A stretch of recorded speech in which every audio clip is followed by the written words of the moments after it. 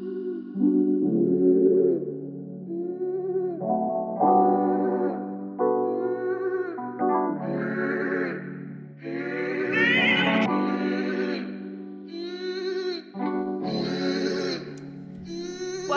to the very first edition of the Appleboxpodcast. I'm here, Greta, here with my good friend Luke. Sitting right across from her, co-host of the Appleboxpodcast. This podcast has been a dream of ours for a very long time, since winter of 2018, after we met each other during our freshman year. I'm just really happy that this pipe dream has finally turned into reality, and getting this first episode out of the way, and it'll be jitters along the way, but it'll come along really quickly. Yeah, we're hoping to jump into this and get started and do what we got to do for here and move on our way out. Yep. So, what's on the menu today, Greta? So the menu today, we on our Instagram post, we have a bunch of stuff about like what we want to do for topics and things, and we highly encourage you all to also check out our website too if you can. But Instagram.com/AppleBoxOfficial. Yep. Our website's on there too as well. But anyway, that's regardless of the point. We had two topics which were kind of recommended, I guess, through public survey. We asked a lot of people what they want to hear about and what they want to have talked about. And the two things we had were old trends, so clothes, I guess, that you wear. But for today, the topic we went with, which was popularly requested, was what was cool in high school, which I personally feel like is a huge, huge topic to discuss. Right. Because it's so vague, but I feel like also really interesting. I mean, I guess it depends on where you grew up, but like, I don't know. I mean, what was popular in high school was just going with the crowd, right, for the most part, and then like, binge drinking, getting fake IDs and whatever. But I remember everyone was afraid to express themselves in their own way, except like the theater kids or like the gamers. And honestly, I wish I knew them better, but like, I remember what was cool in high school was just not standing out. Right. Yeah.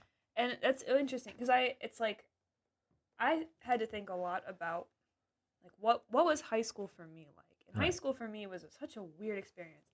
And I feel like everybody thinks the same thing. They're like, even if you're cool, it's like it was weird. High school is weird. It was weird being, I don't know, sorting kids out into groups is weird. Right. But I mean, maybe there's something about human nature about, going with your own kind. But like, it was weird because, however weird this may sound, or if I'm tooting my own horn, like I was known as a popular kid, I guess. But like, preppy or whatever. But it's like I hung out with them, but like I really didn't, because like I wasn't in the loop. I was like, oh, so and so broke up. Like, when did they break up? Or like, oh, you guys had a party last weekend. Like, oh, okay, thanks for the invite. But but it's like I really never had beef with anyone. Right. And I could go around group to group, and I was tight with people. But then like, again, I was just kind of just afraid to express myself because like people. What was cool was just, kind of just being good at sports, I guess, or being on a sports team and not really truly expressing yourself in some other way, in an artistic way, I guess. Yeah, I kind of feel the same. I was not, I guess, what you would call a popular kid. I mean, we all like to think we're cool, I think, to some extent. Right. But that definitely changed. I think when I started out freshman year of high school, I didn't really, I think throughout of high school, I just didn't conform to anything because I just didn't feel like any particular group really got me. Like orchestra obviously was my main passion, so music was how I got through everything. But after that point, it just, I don't know, it varied consecutively. Mm-hmm. But one thing I did do, I guess in preparation of this, and I kind of thought about it more, was actually asking my mom what she thought cool in high school was. So this is like 30 years ago, right? Yeah. Okay. Because she was born in 1973. Okay. So this was right in the prime of like 80s and 90s. Mm-hmm. But I thought it was so interesting. Yeah, that'd be cool to hear. So she said, and I find this just kind of mind blowing. Okay. So what was cool in your mom's day? What was cool my Mom's Day? I would say probably. So, okay. She divided it into two sections. So she had the 80s and the 90s as the two main eras. And in her mind, cool was a happy thing. Like, if you were cool, that was great. Right. Being cool was like, you were unique. You were smart in the 80s. Like, you were the one who answered the questions, who asked the questions in the class, who raised their hand. Well, but I guess cool has changed from today, but here's the thing, and this is what she told me. In the 90s, however, that changed. And then we got into this huge long discussion about like social pressure and all this kind of stuff. And pretty much the way she explained it was, 80s was full of like the jelly shoes and jelly shoes. Oh, like the jelly like plastic. I have a rubber band here. Like this kind of thing. Those are on shoes? Have you never heard of jelly shoes? No, I've never heard of jelly shoes. Let me look up jelly shoes. You've never heard of jelly shoes? Jelly shoes. Oh my god. What are jelly shoes?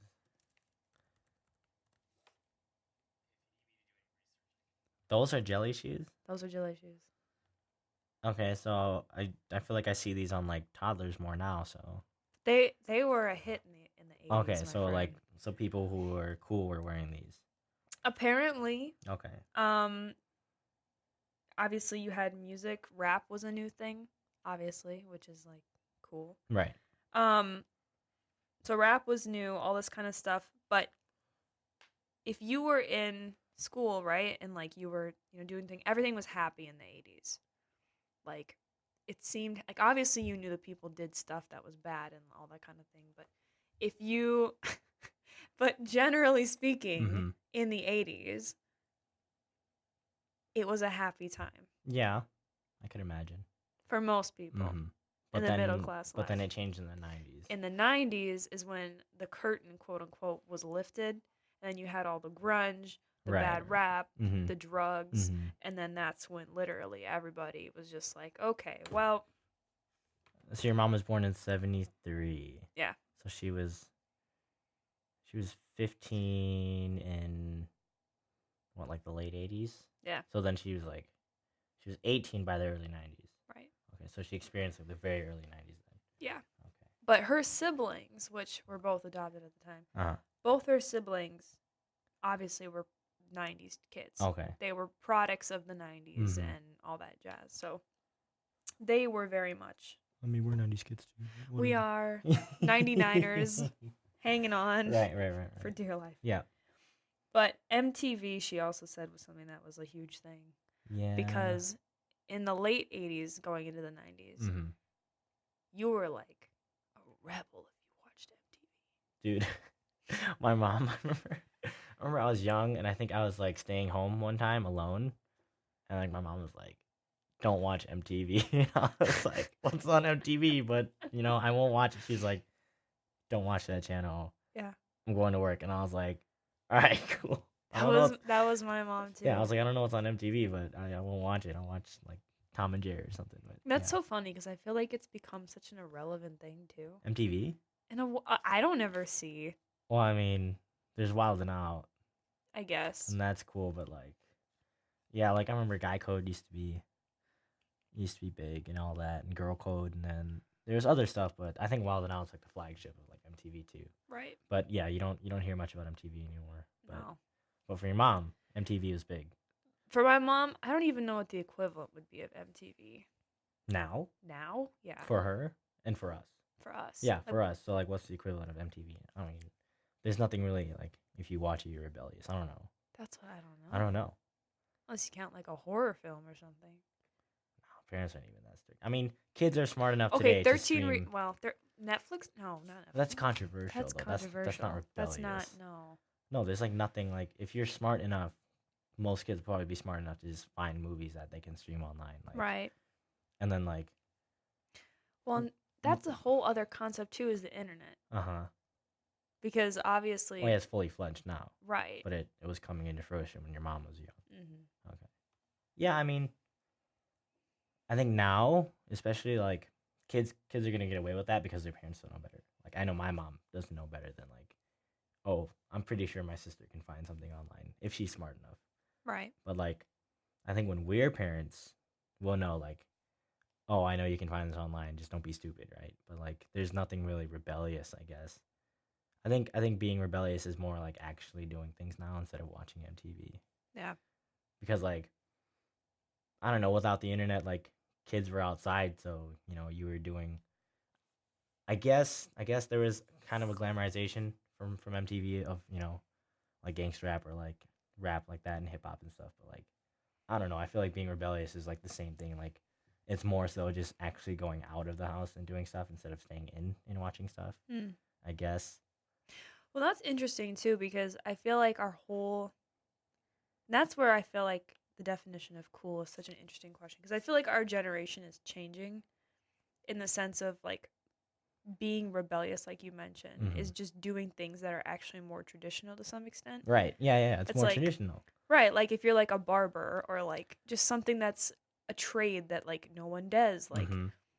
that somehow is being a rebel instead of going to school for your math and science degree. And I don't know, it's just so interesting. Yeah. I was thinking more like being a teenager and doing stupid shit. Well, Like that too, I yeah. can I can imagine that. Like yeah, like yeah, being a barber and like yeah, doing a trade, I guess, instead of going to the traditional route of college education and degree and whatever. I can Right. see that as being a little rebellious. I mean, I just think it's like it used to be a lot of, oh, if you want to get smart and whatever, you could go to college and learn. Mm-hmm. But then I feel like our generation, it's just an expectation. Like it's another step of high school You to think go to it's that way? college. I think it's You that think it's way. that way? I do because I just feel like people who don't go to college, it's like everybody's just like, oh, they're a loser. They're not going to have a career. They're Really? whatever. But then, see, that's what their parents think. But we look at them and we're like, whoa, dude, that's kind of cool. Yeah, I guess. I mean, yeah, cool in the sense like Depending on what your career is, yeah. obviously. I think it's on the flip side. I think like Really? I think more now is like school is just an option. It's not the route to go. I think it's an option because I think entrepreneurship is on the rise, or like just Mm-hmm. getting right into the workforce and getting experience when you're young, so you can like move up the Mm-hmm. ladder relatively quickly. I think that's on the rise. Yeah. I agree. I just think it's parents who don't So they think that's necessarily. rebellious. Yeah. Like we might think it's like cool, Cool. but they're like, oh, Yeah, I would say that's pretty cool. Like, screw oh, you. don't get all this debt Right. in a piece of paper and not go into a job that your degree is meant for. Yeah, I could see that as being cool. Yeah. But yeah, cool for your mom was Cool for my mom was MTV and jelly shoes and what else? NTV jelly shoes. And I don't know. I guess just being like a funny, genuine person. Like you attracted and you had a natural leadership in Mm-hmm. a way. And I feel like once you find your group of people, you can become cool Oh yeah, when you're with yeah, those yeah, yeah. people. Yeah, Obviously. everyone's cool to someone, Right. right? Right. So then, so being genuine and all that was cool for your mom. So did that change for us in high school? I feel like to an extent it did, Yeah. but then again, people can always tell honesty. Mm. I would assume everyone can tell honesty Right. and a facade and a performance or whatever, like Yeah. an internet persona. That's internet again. So Yep. it's like it's cool to have a really popping Instagram page or like a really good YouTube channel. But if you're not genuine, then like you're cool, I guess, but not a cool guy. I guess I don't know, like a Yeah. good person. Yeah. Yeah, being genuine I think is a big part of it. Cuz I think too like there's a lot of people in high school you're like they're so cool. Mm-hmm. And then you talk to them and you're like, "Whoa, they suck." Right. Cuz I think there's that whole facade too of like, well, they got it going on. They have it together. That's cool. I mean, when you say cool and as like you said together and like they got a plan or they're gonna go places, or cool as in Just like they I don't know, they're cuz just cuz like they're now when just I know my mom's definition of cool, but like when I think of cool, like if I look at someone and I feel like they're confident in who they are and they Uh-huh. just don't care, but then they also have a level of responsibility. Mm-hmm. Like they can just carry all of that like it's no big deal. Right, right, right, Like some people, they have a certain kind of style, right. but that makes up their entire personality and everything else with it. Mm-hmm. It's not like, oh, I have this and I have all these other characteristics. Because that's cool when Mm-hmm. someone has like more than one thing, I think. But Well, I mean, in high school, what was cool though? Cool was what, like, for lack of a better term, like jock, yeah, varsity athlete, yeah, talks to a lot of girls, mm-hmm. lacrosse song great. Yeah, Yeah, invited to parties or whatever. And I guess once you're in one of the groups, if you're in the, the jock group or the, the preppy group, I guess you're cool. But, I think my high school was kind of interesting, I guess. I mean, maybe in middle school, there's more of an emphasis on that, like, like, yeah, materialism. like he's cool, he's really popular and whatever. But I think moving forward into high school, everyone just they found their own groups, so they weren't afraid. But I think just within like the group of popular people, there was like the ego about them, but it really didn't matter that much to anyone else. Right. Well, that's interesting too because I think about middle school Mm-hmm. and like that was all materialism. Right. Like, oh, you have the new iPhone. Oof. I remember. Have the That's Lululemon true. shorts. The iPhones were on the rise when iPhones. we And were that in was a middle school. huge status thing. Yeah. Like if you didn't have an iPhone, No, I remember I was you still were rocking. hot trash. I was still rocking an iPod in middle school. Yeah. For part of middle school. Yeah, I had a Nano. You had a Nano? I had a Nano. Oh, you had a Nano. Okay. Because my mom wouldn't get me Yeah, an yeah, iPhone. yeah, yeah. I had an iPod Touch. But you know what? What's up? It taught me. Yeah.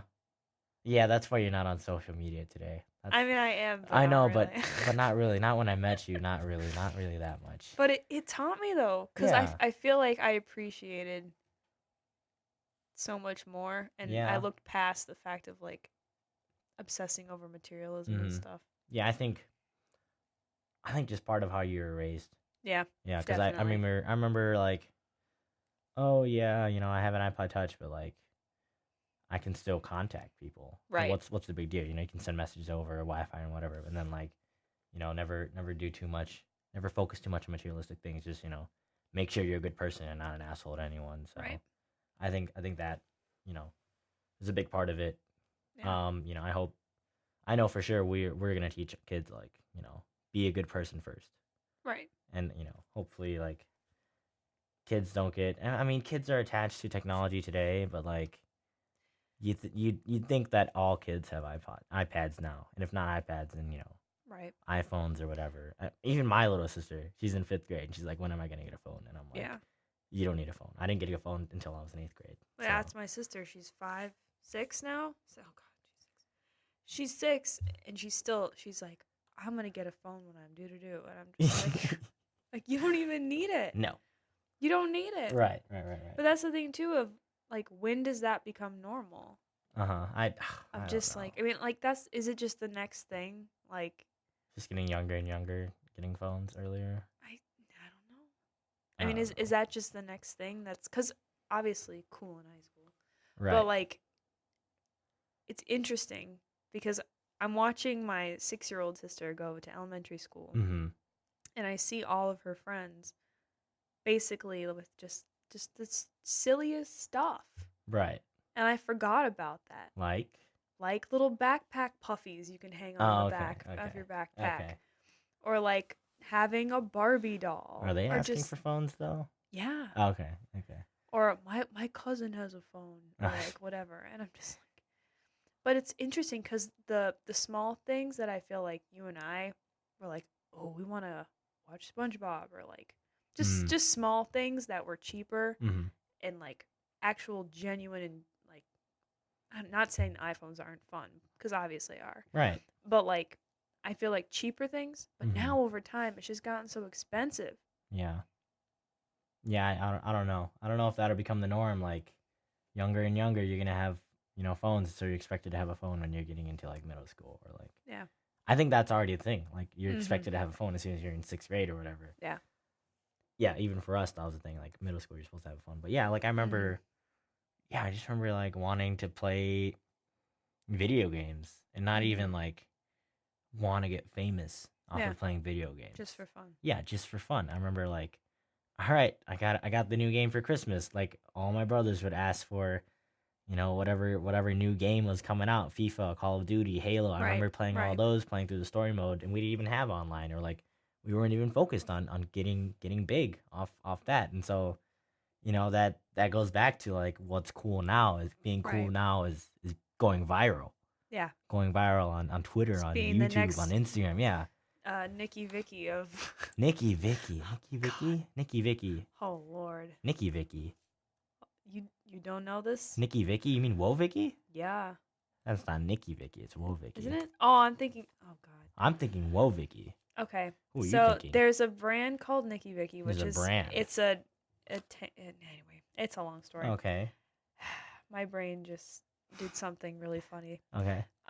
Anyway, yeah, like the Woe Vickies. Okay, the Woe Vickies of the world. Yeah. That's scary. I mean, you wonder what they'll do with that. You know, like yeah, you're looking for your, your 15 seconds of fame or whatever. Like I see tweet, you see a tweet go viral every single day, and it's hilarious on Twitter. And it's like, oh yeah, like yeah, it'd be nice to go viral, but then like what are you going to do with that, Yeah. I always see people, okay, oh, this tweet went viral, so it's a viral tweet, and then it's right under that it's them again, oh, check out my Instagram, check out my SoundCloud, here's my Venmo, here's my PayPal. Yeah. But it's like, what else are you going to do with that though? Like do something with that exposure. And that's something that has been festering in my mind too, is all of this social media stuff just gonna be like a huge fad? Like, I don't know. Like, obviously, I know that people use it for like business and everything, and communication, but like, at what point is that just gonna end up being like the next? I don't know. I just feel going viral or having like a good presence on social media. Well, no, I feel like that's gonna keep happening, but I just feel like people are getting so burnt out. Yeah. From it. Yeah. That it's like they're just not gonna, because there's always a pendulum, right? Like, it always swings one way really hard, and then it always swings the other way really hard. Yeah. And we're like heading towards the other direction where it's just like everything. And I feel like our generation at least, has just kind of gone like, well, we saw it before, we see it now, and we see the generation after us, and we're like, whoa. Yeah, I think there's an interesting point to your burnt out thing, because especially with YouTubers. Yeah.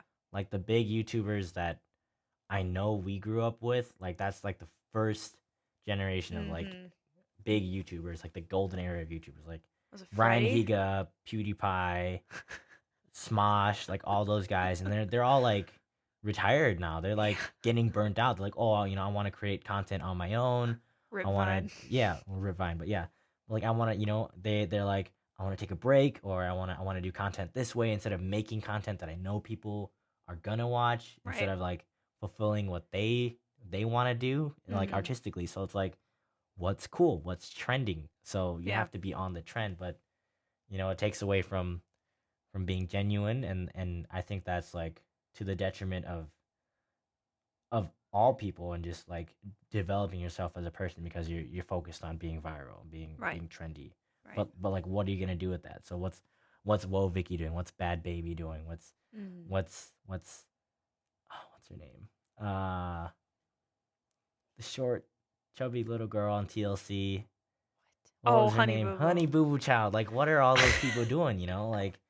Like do something good with all that, all that sway and all that clout. But here's the thing: it's like we demand so much from celebrities, but the thing is that they don't. We're not even in their world. Yeah, I know. Yeah. Like the amount of contracts and just bullshit they have to go through. But is there an obligation of them to do good? I mean, with how much sway they have. We expect them to, because we're from a place of, moral humbleness, right? Like we're the average Joe. But I think that people up there, i.e., like obviously there's people who do good. Yeah. Right? Like there are exceptions. But these people are the people who didn't anticipate getting into this, and they got thrown into it, and they got sucked into it. Okay.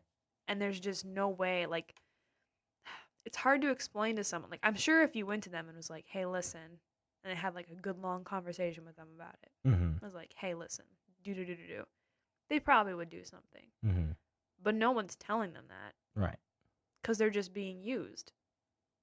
I mean, used to do to fulfill their agreements, to make money, to right. be silly and do whatever. Uh-huh. And whatever their product is, whatever their image is, right? Like Honey, let's look at Honey Boo Boo, okay? This is gonna sound ridiculous, Okay. but let's look at, like, what does she do? I don't know. She's a reality TV star. Yeah. She makes videos about her complaining in her Southern family, Mm-hmm. right? Does she have a YouTube channel now? I thought she had a YouTube channel. Okay. Didn't she? I don't know. Hold on. I think she did. She might have. Did she? I think she did. Because I remember I saw an article on the Daily Mail about it at one point. Well, maybe no, she doesn't. Okay, but continue with your point. Someone in her family does or Uh-huh. something. Anyway, I think it's like Pumpkin. I don't know. It's like the Pumpkin family or something. Anyway. Anyway. So, what was I going to say? So, yeah, if you look at her product is about making profit off of her family Mm-hmm. being just ridiculous. Right. And then if you think about, like, oh, all of a sudden if Honey Boo Boo changed her image into this, like, wholesome whatever, Mm-hmm. and then people would be like, well, is that fake? Right. True. Okay. So yeah, I guess that goes with the notion of like being on brand. Have you heard that? Like, Yeah. oh, you have to be on brand. Like your Mhm. Instagram is one aesthetic. You have to be on brand Yep. or whatever. Or like, I mean, there's a reason for it. 'Cause Yeah. you're creating a theme in your marketing. That's marketing 101. Right. But I think it's interesting because then if you look at people like Taylor Swift, Mm-hmm. their brand, like her brand, changes. Yes. But that's her brand. Do you get what I'm saying? Yeah. Her brand is to change. Yeah. Yes. Like once she made about like 2 changes, people were like, oh, okay, Mm-hmm. this is what's happening. Right. But don't you think that change is necessary though? Well, that changes. To me, I don't see it as necessary. Uh-huh. But I know for her and her marketing crew, it's necessary. Okay. Because if you look at her success, like Right. all the previous albums she's made, Mm-hmm. that change never happened. Those millions of viewers wouldn't have watched her video. Right. Because it was shocking. Mm-hmm. Like, it's just the shock factor and the shock value. Right. That gets people. Mm-hmm. But yeah, I think we expect people from above to be responsible, but I just don't think. So you think there's guilt in having them do good things? I Like think helps them ease their guilty conscience. Like, yeah. I have all this money, but I'm not doing anything. Right. Mhm. So there's a little bit of unspoken pressure and like unspoken responsibility on them, their duty Right. to do that because they can. Mm-hmm. Mm-hmm. But if someone does it to gain an image or to gain favor, Right. instead of doing it out of a genuine good place, Mm-hmm. then people get angry. So. Yeah. And that makes complete sense. And I think if you look at like a lot of YouTubers, and this is something that I found very interesting, a lot of YouTubers have been at the end of their videos or when the middle of their video will market a charity or market something or like do some kind of shout out to make them like, like to support a charity. Like, hey, shout out to this charity to like whatever. Yeah. And like, to me, that doesn't bother me. But what bothers me is when someone goes to some place to do like an outreach program and then brings their whole camera crew with them to show them doing that. I have a point off of this, but keep going. And then like, Angelina Jolie, for example, like she does a lot of stuff. Uh-huh.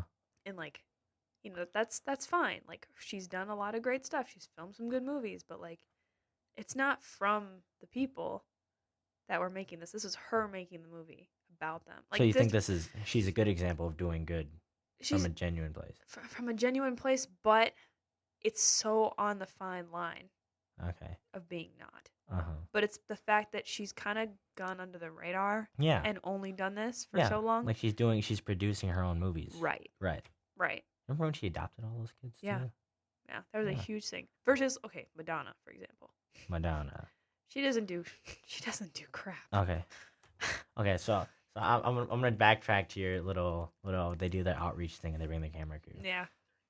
Okay. So how do you feel about this is totally off topic. This is a tangent. But how do you feel about people like doing mission trips? How do you feel about that? Spending the money to buy a plane ticket there and back and buying supplies and building things and coming back. How do you feel about that? See, I don't know. How do you feel about that? Because I think it depends. Do you think they should just donate all the money instead of buying plane tickets and going there themselves? See, okay. So as far as charity is my personal thing, right? Mm-hmm. I feel like it's easier to give an actual item, like a supply, right? Like Feed My Starving Children. You go and you donate food. Right. That is your thing. Mm-hmm. Or like you donate your time. Mm-hmm. You go and volunteer at a homeless shelter and make sandwiches or something. Yeah. Like you're using your physical abilities and things and products to help give to someone. Mm-hmm. But money to me is such a hard thing because you can mess up. Like if you just give money to a country, they can do whatever the heck they want with that money, regardless of what you want them to. Right. Mission trips, again, it depends. If they're going there and they're like, it's a very quiet thing and they're just going to help a particular group of people for a certain thing, right. Cool. Mm-hmm. I'm totally fine with that. But it's like if you're going there with the intention of making it this big grand travel thing and like that's where okay. The tourism. I can see the fine line. Because I know I have a friend who's very like pet peevish about that, and I kind of agree with her too. It's like you could be doing a lot more with the money that you're spending to go abroad across an ocean to help these people, but like I get that can be a life-changing experience.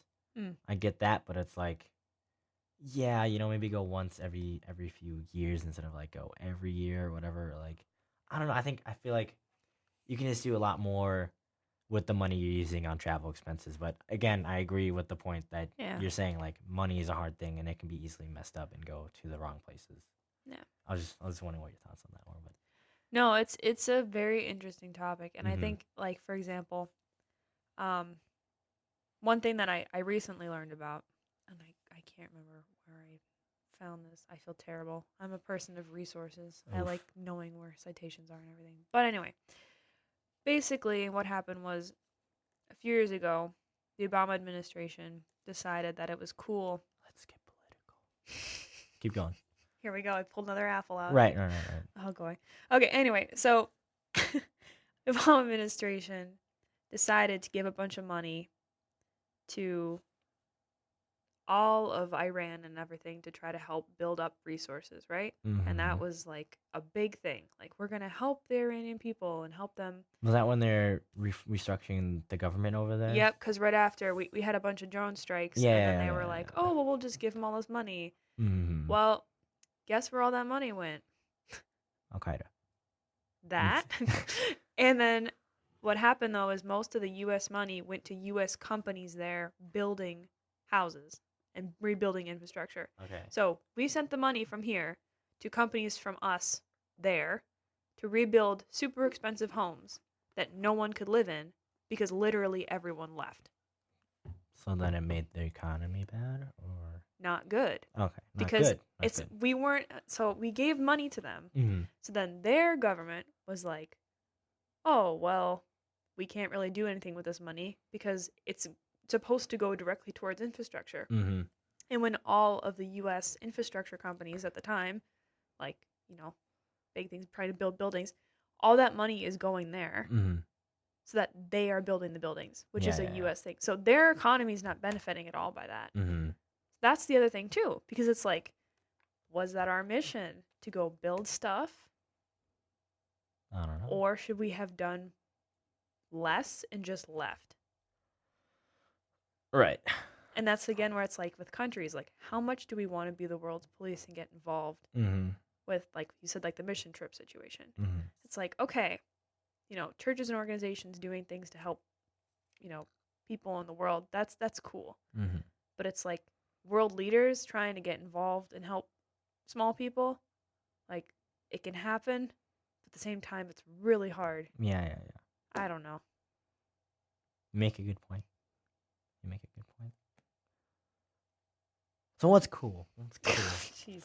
What's about being cool? What's about being cool? What's about being cool? What was cool in high school? Mid-cap socks. Yeah. That was cool That in was high cool school. in high school. And they're still kind of cool. I mean, especially on tall white guys, looks okay, I guess. But if you're short like me, that don't work. It makes up half of your legs, and you don't look too tall. But I mean, Ooh. yeah, mid-calf elite socks. I remember I was at this leadership talk, and the guy, he was making a joke. Like it was a leadership council of all like the student leaders in the high schools, right? And he was making this joke like, I dropped my son off at school today, and they were worried about the correct height of the sock on their leg, like where it's situated. And I was like, I fucking get that. Like I remember asking my mom, like, can you get me some mid-calf socks, because they have to be this cut because it's cool. And that's the problem with me too. I remember I fell into what was cool for the white guy because I was the token Asian guy. Right. I was the token Asian guy in the preppy white group. Yeah. So it was like, what was cool? What was cool was khaki pants, and which I think you're wearing today, if I'm not wearing mistaken. Khaki joggers. All right, but yeah, no, it was. I remember khaki pants came in fashion. Khaki pants are nice. Khaki pants are cool. They have their place. Like jeans, I think jeans kind of like went out for a little bit, but like as did. you grow older, you're like, oh, okay, jeans are fucking comfortable. But yeah, but like khaki pants, and then like golf attire, and then like Nike Elites. Oh, Nike, Nike everything. Yep. And then like like most white guys play golf, so like that golfer aesthetic looks good. Right. And so they wear that in high school, or like it looks clean cut. Yeah, and then like I have golfer stuff now. Yeah. Like golf tech stuff is clean. It's really nice. That shirt. Yeah. That you said it was nice, that blue one. Yep. That's like a golf shirt. I recognized it. Yeah, but it's like it looks good. It looks good, and if I can rock it, then I can rock it. But I remember like coming up, like that was cool. And then I just remember like I had this thought like, man, these white dudes can wear anything in high school, like any ugly shit, and they won't be looked at twice. Because, so like, would you say that they defined the style? Yeah, they did. In high school? I mean, it's like especially being a person of color, it's like it's the white narrative in media, and like what's cool is what the white guy thinks is cool, or like I mean, would you say, this is an interesting question for you to answer too? What's up? K-pop. What about it? Did they define that style? White people? Yeah. No. White That's people what I did thought. not define K-pop. I mean, but I'm saying, do you think though that like this? I, at least for me anyway, I see a lot of girls, white girls, who long to follow the K-pop aesthetic. Yeah. Which I think is very interesting. It is. But that's only, I feel like that's a recent thing though. That wasn't always that way. Yeah. But Yeah. No, I think K-pop's really interesting because the K-pop industry, they have their hands in everything. Right. Like you'll hear, I know I've heard K-pop songs that sound like very similar to American hip-hop songs. So they can get their hands on those. I think they can get their hands on those samples or whatever, or like those masters. And I think it's important to point out too for our listeners, Korea does not have technically celebrities. Like they have idols. Yeah. They have idols. Yep, They have engineered stars. Yes. Yeah. So every person you see, like they're not like they could be from the ground up, but they go into that field. They go into the training and they try it out. Right. For and like they get placed career. into a team. Yeah. But yeah, like K-pop is an interesting thing because they have their hands in everything around the world, and they have sway around the world. But I think for me, my older brother brought it to me. So he came to Gustavus, and he was like, I remember when I was 10, he's 10 years older than me. So he's 20. So he's midway through his time at Gustavus. He's like, here, listen to this. and he just like slowly ushered it into me, and I was like, K-pop's fucking cool. But then no one knew about it until Yeah. like 6 years later. I'm sitting here like, yeah, I know what Yeah. K-pop is. And then all of a sudden now there's K-pop clubs. Yeah, and and then all this like stuff. like it's cool to like K-pop, but like still it's not on the upper tier of like Yeah. you're still kind of looked at as weird if you Mhm. if you listen to K-pop. But yeah, no, I know a lot of white people who like K-pop. Yeah. Any other question about it? I mean, Well, I just think it's interesting because I feel like that whole like for instance, I remember like Hello Kitty, Thomas the Train Engine were the two like Japanese influenced things in the United States. Like as a kid, I remember having like Hello Kitty and like Thomas the Train Engine.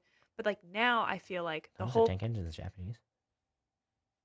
Thomas the Tank Engine. they had like Japanese like the lunch boxes and the stuff. Like if you went to Japan and you got stuff, like it was Hello Kitty and then Thomas the Tank Engine okay, for okay. like that's what I'm talking like kids toys and like things like that. Okay. But now though, I feel like there's a huge explosion in like this Korean obsession, like in beauty products in particular. Like Yeah. I don't know if you've noticed, but like as a girl, you walk in, it's like the best beauty products are from Korea. There's like Korean face masks. Yeah, There's yeah. Korean like Especially the face mask. like there's Korean everything. It's like yeah. the little like plushine, for example. Like all this stuff that like is just influenced by K-pop culture has now just seeped into us, Korean which culture is like, I'm not complaining about because it's freaking cute. Yeah. But like, it's cool to have influence from another part of the world instead right? of American influence going to somewhere else. Yeah. Yeah. No, yeah, I can see that. That's probably why people think they're being cool because they're like, oh, this is from somewhere else. This is so cool. Yeah. No. Especially like the Japanese brand Uniqlo. Yeah. Yeah. So like that's like Japanese fashion and it's marketed over here. Like I remember going to Disneyland or the strip of shops, and there's like this Uniqlo there, and I was like, what the hell? Like this is being marketed in a theme park shop. Right. And it's like, wow, this is expensive stuff, and like people want it, people covet it, and I guess that goes along with like being, I guess along the lines of a weeaboo or like liking anime. Yeah. Like it's cool to like anime now, but it's not necessarily like that's the cool thing to do. It's accepted now. It's not looked at as weird.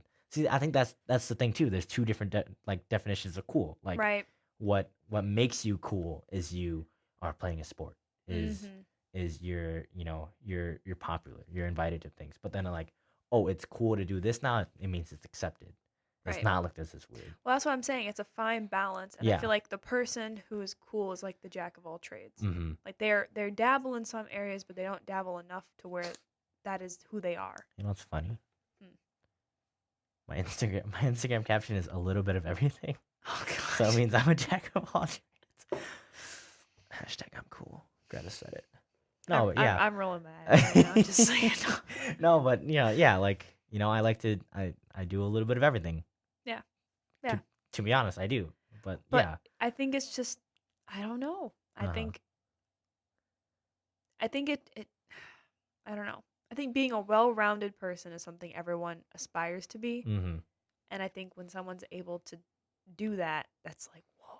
Yeah. They know everything. That's cool. You can balance a lot of stuff. Like, oh, he's a badass. You can balance everything. But that just might be because we're in college. Yeah, we're adults. We're adults. Right. Like we now have redefined that. Yeah, but we like know what's cool. If you asked me 5 years ago what was cool, I probably would have said Lululemon, which is a whole other conversation. Because Greta thought Lululemon was cool. I didn't wear it. Yeah, I know. But well, I had a Lululemon jacket, and that was all I had. Okay. But and I love that thing. Mm-hmm. But here's the thing. Lululemon created a controversy at our high school. Lululemon. With leggings. Continue. Our school tried to ban leggings because they were too tight and distracting in class. Okay? To the teachers? You fucking No, I'm just kidding. But yeah, I can see. I think I remember reading like articles about that too. Yeah, so they tried to ban it. It didn't work. Yeah. It didn't work. Yeah, no. But I just think that's interesting because it's like my sister, for example, in school, she wears a uniform. Okay. Okay? Ooh. She wears a uniform. But then I think about, like, all the trends that are going on. Mm-hmm. Mm-hmm. Like, Like, how do schools deal with that? I don't know. I don't know. Like is everything okay? I mean, Because I feel like cool. what counts as censorship? But but here's the thing too: is like if you look at a uniform, you were risky back in the day by putting like a patch on your uniform or like wearing buttons on your backpack or like just it's like you're right outside of what's okay and I mean, accepted by I never had a society. uniform, but if you can enlighten me on this. It's like if you Because you're not supposed to decorate it, right? no. Yeah. But like if you're able to, I feel like that's probably what cool is. Cool is just right outside. Like just breaking the rules. Just breaking the rules, Okay. but not enough to be like, oh, he's a loser. He got kicked out. Risk taker. A risk taker. Yeah. But like someone who's like, ooh, they're close, but they're getting away with it. Yeah, because they can get away with it. Because they can and get they away keep with getting it. away with it. Right. But then when you do it, you screw up. So then do you think bad boys are getting back into style now? Or have they always been in style? I think bad boys have always been in style. Okay. Because I think nice guys finish last anyways. Not gonna nice comment. guys finish last. Right? Yeah, no. Well, yeah, bad boys. Always in style. Yeah, I Still in style? I think they are. Okay. Because again, it's the risk. Everybody aspires to be risky. Yeah. Everyone aspires to be glamorous. That reminds me of the it's not reality. the Nike commercial. There was a Nike soccer commercial, and it was like, risk everything, and I was like, fuck yeah, risk everything. Or like Adidas, all in, go all in, risk everything, fuck yeah. It worked. Yeah. But no, yeah, I can imagine that, like he's a risk taker, he's definitely the edge. He's not boring. Yeah. I guess, but That's the thing. being cool is taking a risk, but then also like that also means not. I mean, I think there are consequences for your actions. Yeah.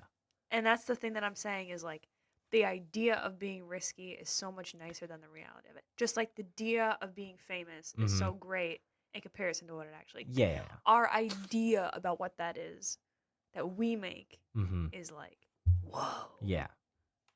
Well, yeah. That risk thing is like. Risk is like, oh, he's chugging a beer. He's so cool because he's taking a risk. He's gonna throw up, and he throws up. He's cool, Yeah. But it's like my thing about being cool is like if you're passionate about something, right? That's fucking cool. Like even in high school, I was like, wow, like you're so into video games that you just talk about video games and shit. Because I remember I'm such a big video game fucking nerd, but like I didn't really talk about much until like the end of high school. Like, oh yeah, we play Call of Duty. Like, oh, let's play Minecraft. Yeah. Like, oh, now people want to play Minecraft, or like I had a conversation with my cousins about this. Like, being a fucking gamer is cool now. Yeah. Like that wasn't cool though back in the day. It was not. You were looked at as weird if you played video games. At least my cousin was. No, but that's true though, because I even remember because that's when the girl subculture of gaming also kind of started emerging. Right. And I remember the few girls that did game, and I was because I was friends with a lot of guys in school and stuff. Yeah. So like I was always around that culture, and so I feel like I saw that shift a little bit. Yeah. And I know what you mean because it was the same thing. Like back in the day, like, oh, gamer kid, he's stupid. He doesn't know anything. Yeah. He games all day. Right. He's lazy. And then now it's just like, oh, they're these geniuses. Everyone fucking plays video games now. Yeah. Oh, let's play Fortnite. Fuck Fortnite. But like, Fortnite's the cool thing though. I know, but see, that's another thing. Fortnite. Yeah. I hate Fortnite. Fortnite is not cool. No. But Fortnite's only cool if you're pro at Fortnite. But here's the thing. Exactly. And that was my other point. Because there's a kid. He won. He won a bunch of money. Yeah. Did you see it? Yeah, it was I on did. Daily Mail. I did. He won a shit ton of money, and his mom apparently was telling him not to play the game. Yeah. No, I mean it's. We use this phrase now. Forget the word cool. This episode is cool, but it's cool that gaming has come to the rise now and it's accepted. But yeah, that's another thing. It's accepted now. It's not like this as weird now. Yeah. And it's like that just really irks me because like I've been playing, video games all my life, been watching anime all my life, and it's like, oh, now these dudes now who made fun of me for all that back in the day, now they play video games. Right. They play Fortnite. That's cool. No, it's just weird. Like all this stuff that was once looked as weird is accepted now, and it's good that it's accepted because kids won't be bullied for it now. Well, and that's what I'm saying about the craving of the subculture. Right. Like, because I feel like identity politics has become such a bigger thing now that I feel like sub things are more major, and like that's cool. That's a cool point. Cool to be different, and no one, and if you tell someone, like if you go up to some random person, you're like, oh, like you have the same whatever as someone else. It's like, oh, like there's no like, oh yeah, we do. It's like, oh, yeah, like being basic. Yeah, like that's weird now too, cause like I remember it was always, you're so weird. Like you're so weird. Like, but it's like, yeah, I'm not fucking normal. Like, are you fucking like, you're normal people? You're weird. Yeah, like what the hell? But now being different is coveted, and oh, you're basic on everything if you wear Uggs and leggings and green jackets in the fall. Yeah. So it's like, what is up with you guys? Like, I'm just being me. Like, what the hell? Like, be passionate about what you're passionate about. If you don't like something, you like something. Right. But if you love something, you love something, and express it. Right. And it's like, man, it's so weird how that flip happened. Being different is coveted when you get older, and being stand out. And it really makes you wonder why you're at college, being the same as everyone with the degree. Let me just stand out. No, I'm just kidding. But I've had the conversation many times. But yeah, like being different is coveted, and that's really interesting. But because being different when you were young is a bad thing. Right. Well, and I think too, because I feel like just everything in our culture is more about diversity and trying to embrace things. And the sad, like, it's obviously like it's a very good thing, but the sad part about it, in my mind, is that like the people who don't have a lot going on for them, they kind of feel like they have to make up stuff to compensate for the fact that they're not different enough. And they have to stand out. Like, everyone has to stand out in a way. They have figured out a way to stand out. They all have to be different. But, like, I feel like some people are bowing down to some random thing or accepting something to seem cool. But that's always kind of been the case, I feel like. Yeah, always been the case. It's like, if you don't have this, well, I'll make it seem like I have it. Yeah, or you just follow the trend. Right. Yeah, I mean... This has shifted into trends now. Yeah, no, I mean, what's cool is what's trending. Right. That's the day now. That's today. What's cool is what's trending. Right. So I mean, like people, if you don't do enough things and you try something and to be different, to be cool, I guess it's good that you're trying a new thing, but like don't try it unless you like genuinely have an interest in it. I don't know. I mean, it's an interesting point that you bring up. I don't know where to tangent from that, but there's something there. Like, people are doing things just just to say they do it. Yeah. And yeah, and I feel like that, I don't know, that goes along with some sports things too, obviously. Yeah. Like putting your kid in Pee Wee football. Yeah, or having your kid play the violin when they don't want to. Or the viola. No, I'm just kidding. I'm kidding. Well, did you want to? No, play? I wanted to. Oh, okay. I wanted to. Good. It's expensive. Just making a joke. Yeah. But I mean, and that's the thing is like, with every single one of those things, of making your kid do something. Because that's another thing too. This is another episode of raising kids. Yeah, really. That's one of my topics I have that I want to bring up, raising kids. But yeah, go on. Because what I was gonna say is like that's defining cool. Whatever parents think is cool to do raising their kid. Don't be a fucking pussy. Right. Be macho. Right. That's cool. Yeah. Right. Or like, you're gonna be intellectual. We're gonna make you play the violin and study all the time and do. You're talking about my parents. I'm just kidding. Yeah. But yeah. Like you want a brand like that. Like you want your kid to. You want the best for your kid. Yeah, you want the best. Yeah. You want the best for your kid. Yeah, and there's a fine line there too. Right. Like, I don't want my kid to be a fucking loser. But then it's also like, yeah, it can go that way. Where you're like, oh, I want my kid to be dedicated and smart, and have his time filled with everything. And that's where I feel like it's a crapshoot too, because it's like you don't know, like, out of those kids that you start putting them in stuff, Mm-hmm. I'm going to say half of those kids are going to flip the other direction Oh yeah. and do something entirely Oh different. yeah. Like, there's people who started playing the violin at the age of 2 and they're prodigies. Mm-hmm. Well, guess what? That's less than 5% of the population. Mm-hmm. Like, honestly. Right. A lot of people have played an instrument. How many people actually end up doing that for the rest of their life? Just saying. Who knows? Yeah. I mean, I don't know. I think it's interesting. And just to Mhm. see how parents decide, like, for instance, there was a study that I looked at. I don't know if you've heard of the Mozart effect at all. Can't say I have. Okay. Well, it's the idea that back, in the late 70s and 80s, Mm-hmm. there was, and actually early 90s, there was a guy who decided to do a study on the effect of classical music on learning. The study itself was inconclusive, but a bunch of people and news articles were like, If you listen to Mozart while you yep, study, it was a okay. yep, it was a correlational yeah, study. Yeah. So then what happens is that you have this huge craze of moms listening to classical music while they're pregnant. That's hilarious. Thinking, like putting music on their stomach, thinking it's going to make their kid a genius. That's fucking funny. And that's when then the whole violin craze started up again. Right. So I think it's just so interesting because it's like, oh, that's a good comment. Like, what is cool in high school? But like, how does that define you for the rest of your life? Yeah. Because I think, like, for instance, how you dress your kids is somewhat affected by your style from my kid's you gonna be thought it was stylish cool. as fuck. Your kid's gonna be stylish as fuck. But okay, but here's the thing. It's like, but what's gonna happen? Like, is it gonna be influenced? Because most people, I feel like, they subconsciously decide to dress their little being however they remember being cool. Yeah.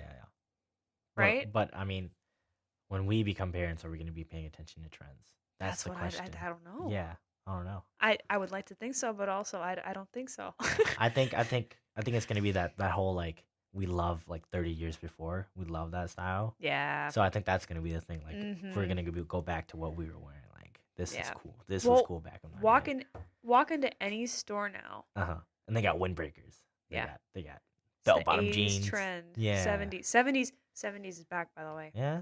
To all y'all. Is it? Style insider. Yeah. I mean, you got that 70s hippie style going. Yeah. It's back. Yeah. Because I remember when I was looking at New York, that's a whole fashion. That's a whole other topic. Fashion alert. Because for all of you who don't know too, I work as a personal stylist for a small boutique in Minneapolis, but we of course look at the big trends and try to be on top of our game as far as buying and merchandising and things like that. But anyway, one of the big things I noticed is that, well, for one, Minnesota, tiny Minnesota. Tiny. Tiny. We think we're a city, I swear. We're a state. A city-state. But see, that's the thing is like there's states that are defined by cities. Like New York is defined by a city. Chicago is defined by a city. California? Yeah. No. Well, Los Angeles. Well, Los Angeles defines the South, and San Francisco defines the North. But still, there's sections of the state. Yeah. Mm-hmm. Yeah. Like if you say Wyoming, you just say Wyoming. Wyoming doesn't exist. Ever heard that conspiracy theory? I have heard that conspiracy theory. No one lives there. You know anyone from Wyoming? No, you don't. I actually don't. Yeah, exactly. No one lives there. It's fake. No, but yeah, I see what you're saying. But yeah. Yeah. It's weird. Like Florida is defined by Miami. Right. Yeah. Like you just say Minnesota. But although the Twin Cities. Yeah, you say the Twin Cities. You say the Twin Cities. Right. But no one knows St. Paul. Everyone knows Minneapolis. That's true. That's true. Which is fine, I guess, even though St. Paul is actually the capital. Right. But yeah, continue. Anyway. Fashion. So, I just feel like usually the flux of fashion, right? It comes from Europe. Mm-hmm. Generally. Right. Despite internet subculture, that is the exception to everything. No matter what happens with the traditional fashion industry, the subculture is always going to find its way in somehow. Yeah. And they're just going to be the exception. But what's weird now is that I feel like if you look at like all the big brands, like like Louis Vuitton and like Louis Vuitton and like just Louis. ASMR now. It's a good song. No. There's Oh. a song. There's a rap song. Yeah, but go on. But yes, I The know. traditional. Yes. Yeah. Traditional. Big brands and things. Mm-hmm. They have always defined fashion. Yep. Forever. And what comes in and what comes out and things like that. And I find that so fascinating. So then it goes from Europe to these trade shows and things, and then it goes all the way to New York, and then you get introduced to street style, because that happens pretty much. You know what I mean? Streetwear. And streetwear is influenced by that, but it's taking that stuff and making it, quote unquote, your own. Supreme. Which involves subculture. Right. And so then what happens from there is that it trickles down. And usually I found a lot of like the subculture stuff comes from like California and that direction. Oh yeah. And so then what happens is that the New Yorkers think they're cool by taking Californian subculture, and that's kind of what influences their street style. And the other way, vice versa. It's ridiculous. Yeah, that's weird. It's weird.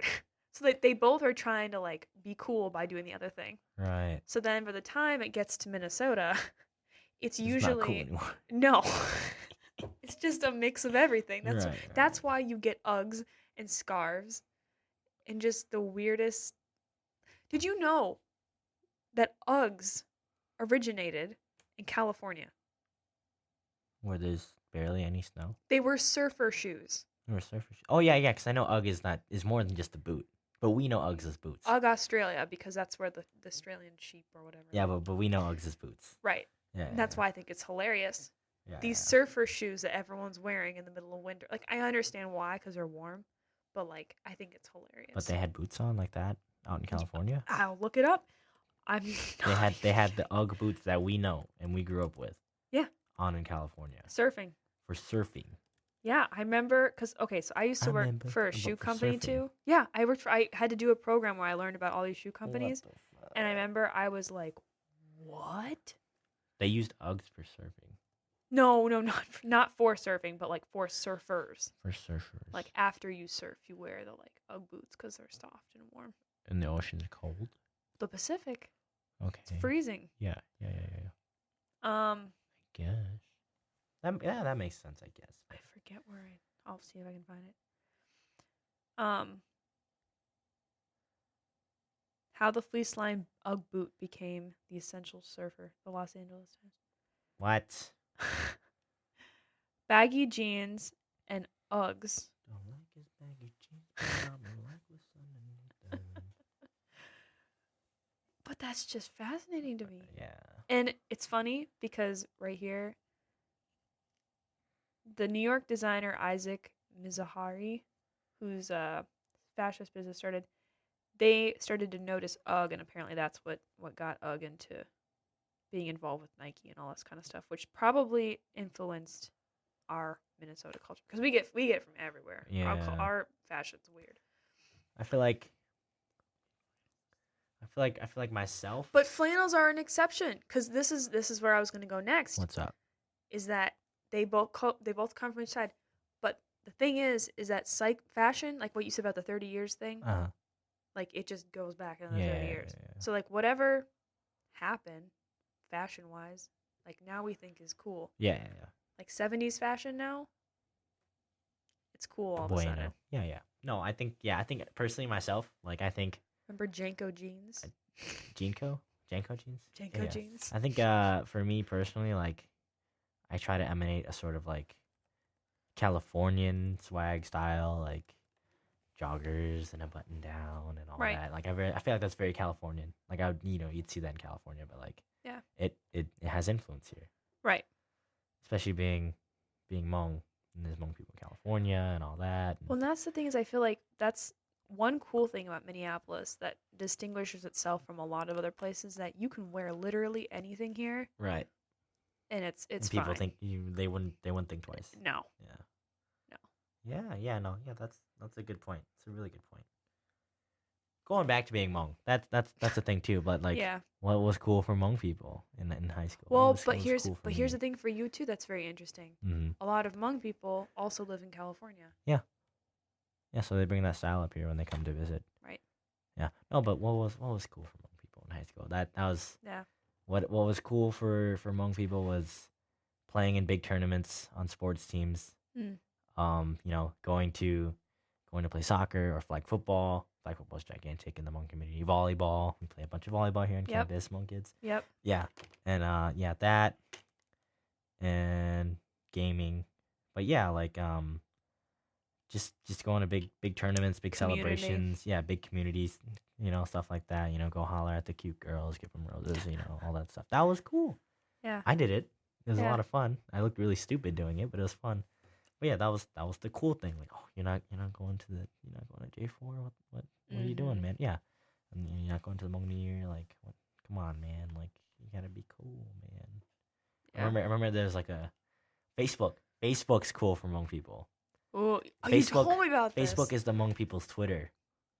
So white people had Twitter in middle school, right? Everyone had a Twitter in middle school. I didn't have a Twitter. I had a Facebook, because every Hmong person's on Facebook, and so that was the cool thing. And then like, you had these people come up as Facebook famous. Mm-hmm. So they took that Tumblr aesthetic and they brought that into their Facebook. That was a big thing for girls, doing that, bringing that Tumblr aesthetic into Facebook.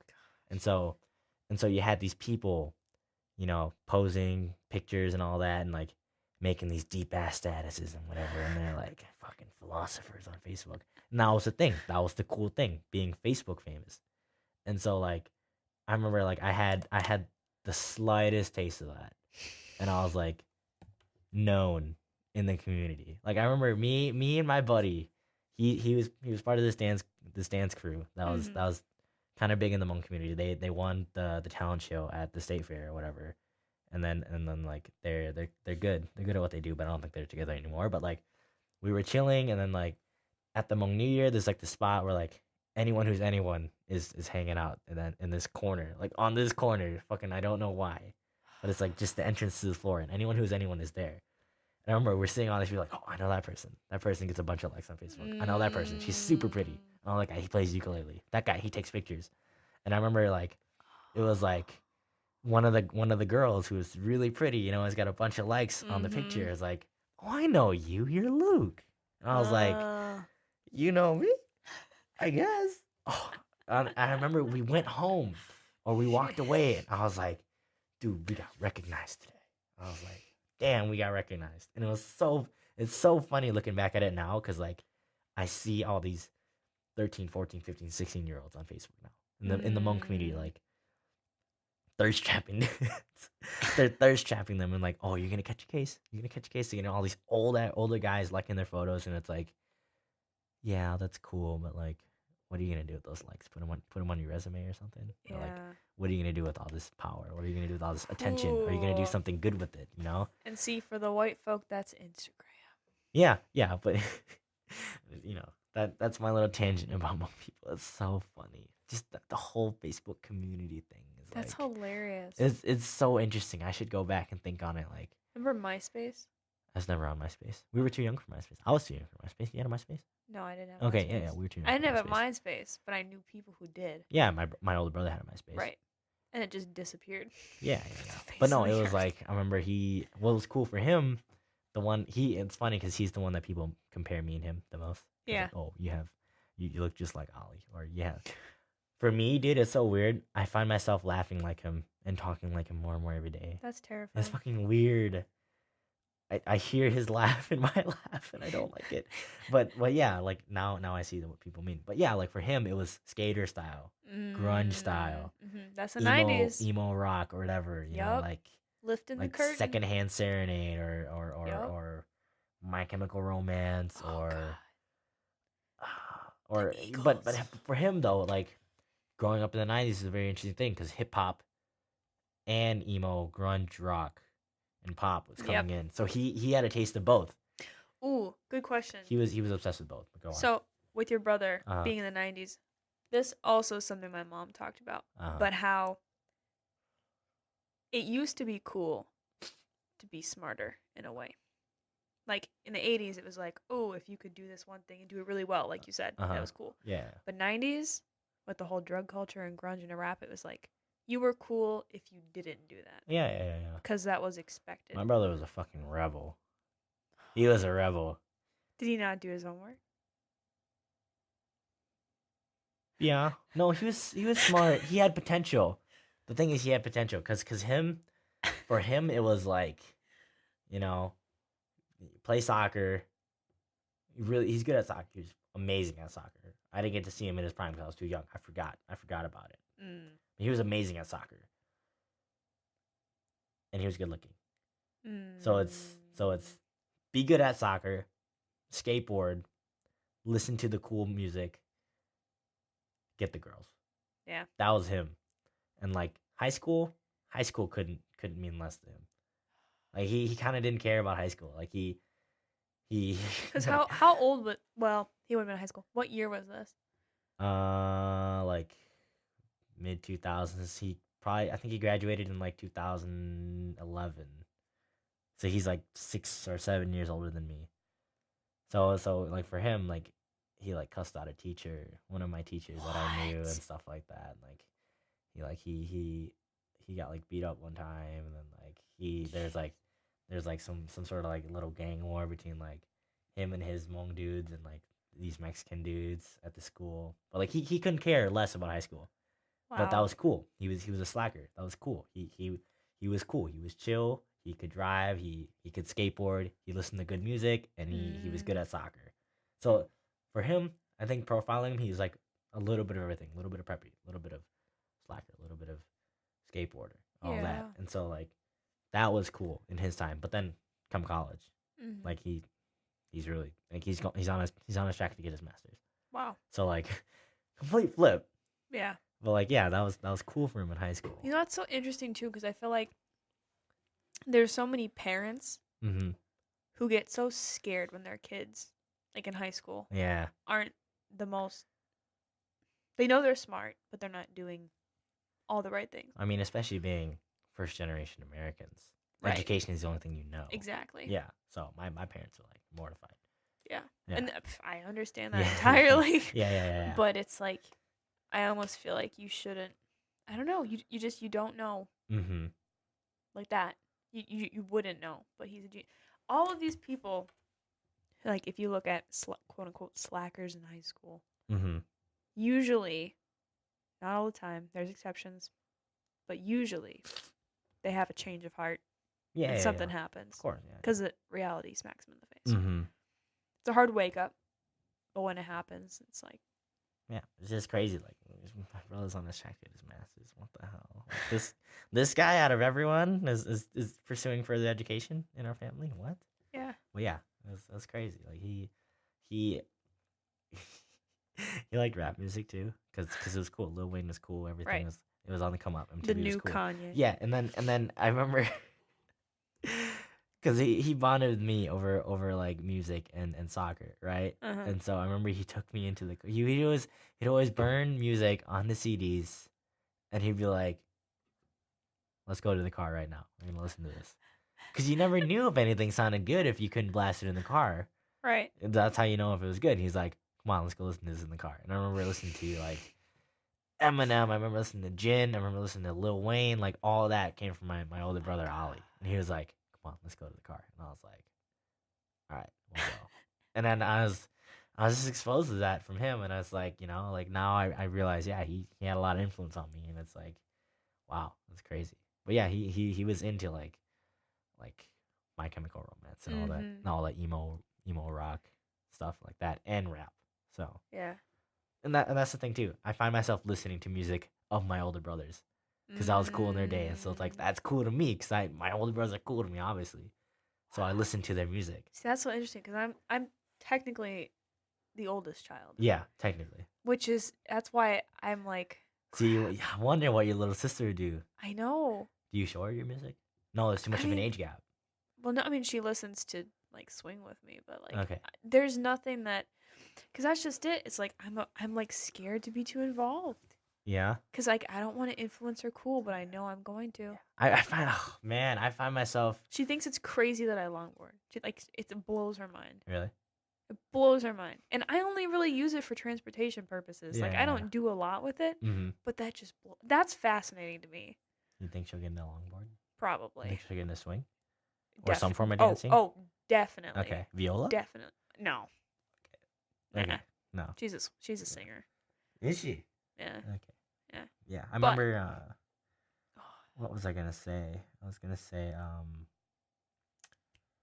I lost it, but it was about okay. Yeah. Dropped apple. No. Okay, I picked it up. Picked it back up. Picked Right it here. up? It's right here. Wiping it. Cool. No, yeah. I find myself like telling my little sister, like, monkey see, monkey do, right? So you see your older sibling doing it, you're gonna do it. So I remember, admittedly, this is kind of bad, but like I played Call of Duty in front of my sister, I guess, and she would like to play, and she played and whatever. And I was like, "You're just doing it because you saw me doing it. You're just trying to be like me. You're just trying to be cool." And I was like, I always call her out on that, but it's like, damn, I did the same thing to my brothers. Right. Like, what are you going to do? Yeah. What are you going to do? What are you going to do? And so, like, I like emphasizing be your own person to her, but then it's like, fuck, I did the same thing. Yeah. And I don't know what's going to happen. Yeah. Yeah. That's hard. Yeah. And that's why I think this is also another conversation, but I think child birth order and like style, like, does the oldest child define the fam? I don't know. No. My oldest brother, I dressed a little like my oldest brother because we're tight too. Me and my third brother and my oldest brother are like, we're one part of the tree, and then our two other brothers are other part of the tree. Like, we all like dressed alike. We listened to rap music. We all played soccer. Cool. And so, like, I remember just being influenced by my oldest brother's style. Because, like, I remember, okay, like, boots and jeans, whatever. I was like, okay, that looks good. Because I've seen it look good. Right. On my oldest brother. Right. My oldest brother, Nick. And I'm like, okay, I'm going to wear that now. And his wife was like, hurry up, Nick Yang. Like, hurry up. Because she saw me dressed like him. Like, peacoat, jeans, boots. And she's like, hurry up, Nick Yang. And I was like, what? She's like, you look like your brother. And I was like, yeah, I am just like him right now. And so, yeah, he set the tone for me, like, same body type, whatever. Like, I know what looks good, and yeah, he's a little more of that, but like, he helps me with fashion sometimes, but like, I know my stuff too. But he set the precedent. It's crazy. That's so crazy. It's crazy, man. It's crazy, cause just thinking about how I'm going to affect her, cause I think about too, like, how did I come across my style and my music? And that's just it. It's like, does the oldest child go through more of a like trial and error, yeah, with like fashion and trends and things, and then the youngest child just like follows whatever their prime was and was like, well, that's cool, and then I don't know, changes that based on that. Like, I don't know. I just think it's actually interesting. Yeah. Because like when I was a kid, I always listened to tons of different music. But like rock was definitely the core of that. Like rock and classical were my cores. Like Led Zeppelin, I lived on that ish. Zeppelin. I lived on that ish. Okay. But then in contrast, I would listen to classical music. Right.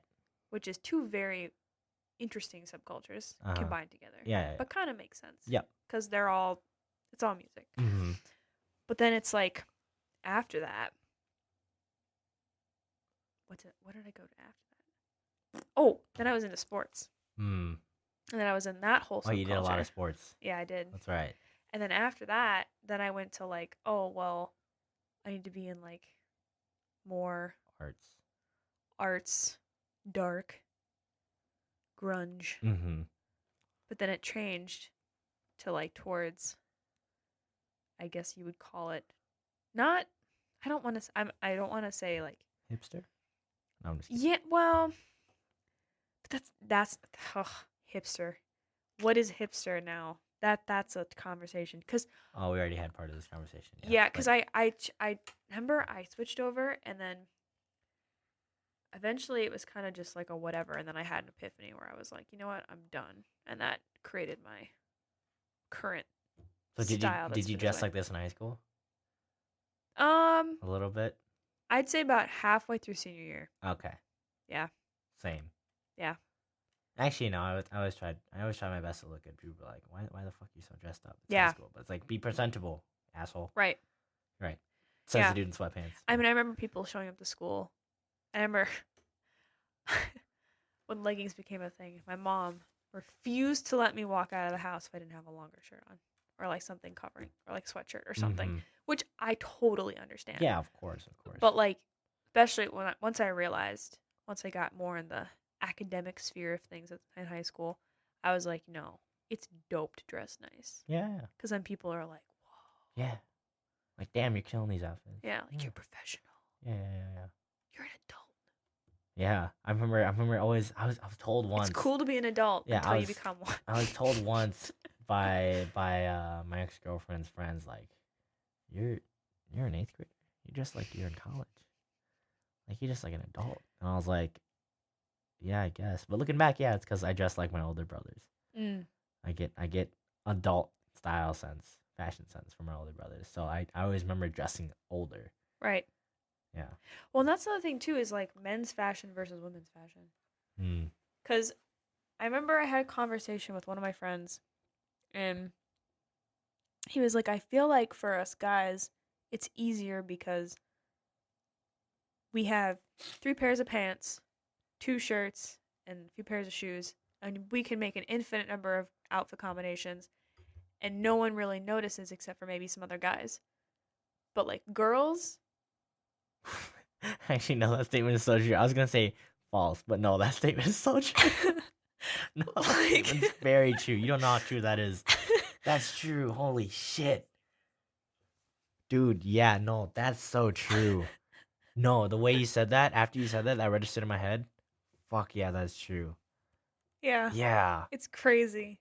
Oh my god. And then he was like, but girls, yo, oh yeah, they can't wear the same pants No. twice in 1 week or something No. like that. Yeah. guys might not notice, but Yeah. yeah, it's bad. Girls notice, you're dead. I remember one year in middle school, I got a sweater that I really, really, really liked. Uh-huh. Okay, the sweater. So I got it in 2 colors. Okay, Mm-hmm. so they say if you like something, buy 2 of it in different colors or whatever patterns. So I got these 2 sweaters. I Mhm. wore them on different days. Yeah. And this one girl, Brianna, I won't Did say she go her by last name. Brie or Brianna? Brianna. Of course. She wouldn't accept Brie. Okay, continue. She did ballet. That was her niche. Yeah. Okay, go on. She told me, she was like, you wore that sweater Monday in a different color. Man. And I was like, yeah, it's comfortable. I like it. That is correct. What do you want me to say Yeah, about yeah. that? Like, we're in middle school. Yeah. I don't give a shit. That's hilarious. But then she was like, no, it's not cool. And I was like, oh, who are you to define fashion? But it's funny because now nobody knows. No. It's Yeah. irrelevant. That's true. No, but That's so funny. that statement is so true. Yeah. That statement is true. And It's that's so the thing. true. I Oh feel my like God. women's fashion is just frustrating Yeah. because it's always cycling. Yeah. Like, we're expected to have a whole closet. Rompers, dresses, blouses, cardigans, leggings, one pieces, and high waisted stuff, Everything. and wedges, The list goes on. and Forever slip-ons. 21 clear jeans. That's a thing. See-through pants. Why not just wear no? In the name of fashion, That's my a good friend. In question. the name of fashion. Yeah. No. What else was I gonna say? No. Yeah. I'm glad I'm a little more like fashion sensitive. Like, Yeah. I can pick up things. So I always say Right. like new necklace. Oh, new watch. New Right. bracelet. Right. Yeah. New ring. Yeah. Right. I always say that. Like, oh yeah, your style looks good. I know how to like roll up sleeves and roll up pants and all that. But you know what's funny is since I got into my whole fashion spiel, I've been learning more about specifically men's fashion and fit. Yeah. And it's insane now how, like, if I see people with dress suits or pants on, and if it doesn't fit them correctly, Oh, it looks terrible. Irks me. Yeah. It straight up bugs me. Yeah, because it's got to look all together. Yeah. Like, if you're going to make the effort to go to a suit, you better get that suit fit. Don't make it your dad's suit. If you're wearing your dad's suit, you're not a man. But if you're wearing something tailored to you, Now, listen. then you're a man. If you're someone out there with style that you're like, damn, I suck. It's okay. You can learn. You can learn. Yeah. It might seem scary. You just got to learn what looks good in your body type. You just got to try it out. Yeah. Don't be afraid. Don't be afraid to try new things. I bought No. I bought a shirt with flowers and birds on it. Yeah. And that shit looks nice. Yeah. My uncle's is like, Yeah, you snapped me. good. You snapped me. You were like, does Yeah. this look okay? I was like, go for I it. was like, be bold. Be bold. And that Do shit it. looks good. Yeah. To be honest, I might wear that shit tomorrow Yeah, go for it. to 301. Go for it. Yeah. Do it. You'll get a girl. Oh, that's what's going on tomorrow. 301. 301. Shout out to all the swing people out there. You'll get a girl. All right, Greta. Relax. Swing is still a thing. Relax. You'll get a girl. Relax. Stop it. That's a conversation. Don't give me Girls in high school. Don't Was give that me cool? Was it cool to have a girl in Fuck high girls school? in high school. Nah, man. Like, I'm a POC, man. At a predominantly white school. Fuck girls in high school. We already had a conversation about this because like I had the whole complex in my head like, oh, then one day make some Asian. Right, But, like, right. Oh, you're such a good guy, Luke. I wish every guy was like you. You're such a good guy. Any girl would be lucky to have you. You're such a good guy. You're such a good friend. I wish my boyfriend was more like you. Ooh. Fuck girls in high school. Yeah. Yeah, I didn't date in high school. That's why. Neither did I. The producer's Hey. laughing. Hey. Maybe it's because I was ugly. Oh, so you were saying I'm ugly. You're saying I was ugly. Watch your words. Watch your words, Daniel. That's okay. No, but yeah, fuck girls in high school, man. They're just so bad boys. Bad boys. Bad boys. Nice guys finished last. Yeah. Billie Eilish has a song called Bad Guy. Come on. Duh. No, yeah, but you know, fuck girls in high school. Fuck girls in high school, man. Girls in high school are fucking dumb. They're not. Yeah. Looking for older men. But here's the fun. I just had an I'm looking for epiphany. guys from different schools. I just had an epiphany. What's up? Girls thought the same thing. Cause did you in high school ever think that about girls? Like, What's up? Girls need to be older. They need to be more mature. They need to get their crap together. No. No. I stuck to girls in my own grade. That's Mm. some high school shit though. Sticking to people in your own grade. Yeah, That's some high school shit. that is high school shit. Well, yeah, but if you're in college, I can understand. Like we're adults. Right. If you got your shit together, that's attractive. Right. But no, yeah, like, but continue. Like, Because I feel like my friend, one of my friends, she set me up for prom one year. oh, did I hear this story? Maybe. No, I think was it for prom or homecoming or something. Homecoming. Homecoming. Oh, fuck that ish. Was that? I remember that story. Is this another story for prom? No, I think it's the same one. Okay. Continue. But anyway, I remember, for all y'all who haven't heard this, I remember. So I was in English class, and this kid sits in the back of the English classroom, and I saw him, I was like, oh, he's a cool kid, whatever. Like, I wasn't attracted to him really at all, emphasizing it all. And he knew my one friend, and so turns out my friend decides to set me up. Yeah, I remember this story. So she tells me, show up to school early. So we're all hanging out. I'm like, this feels weird. She's like, there's a surprise for you. It's going to be so exciting, and I can't wait. And I was like, what? Right.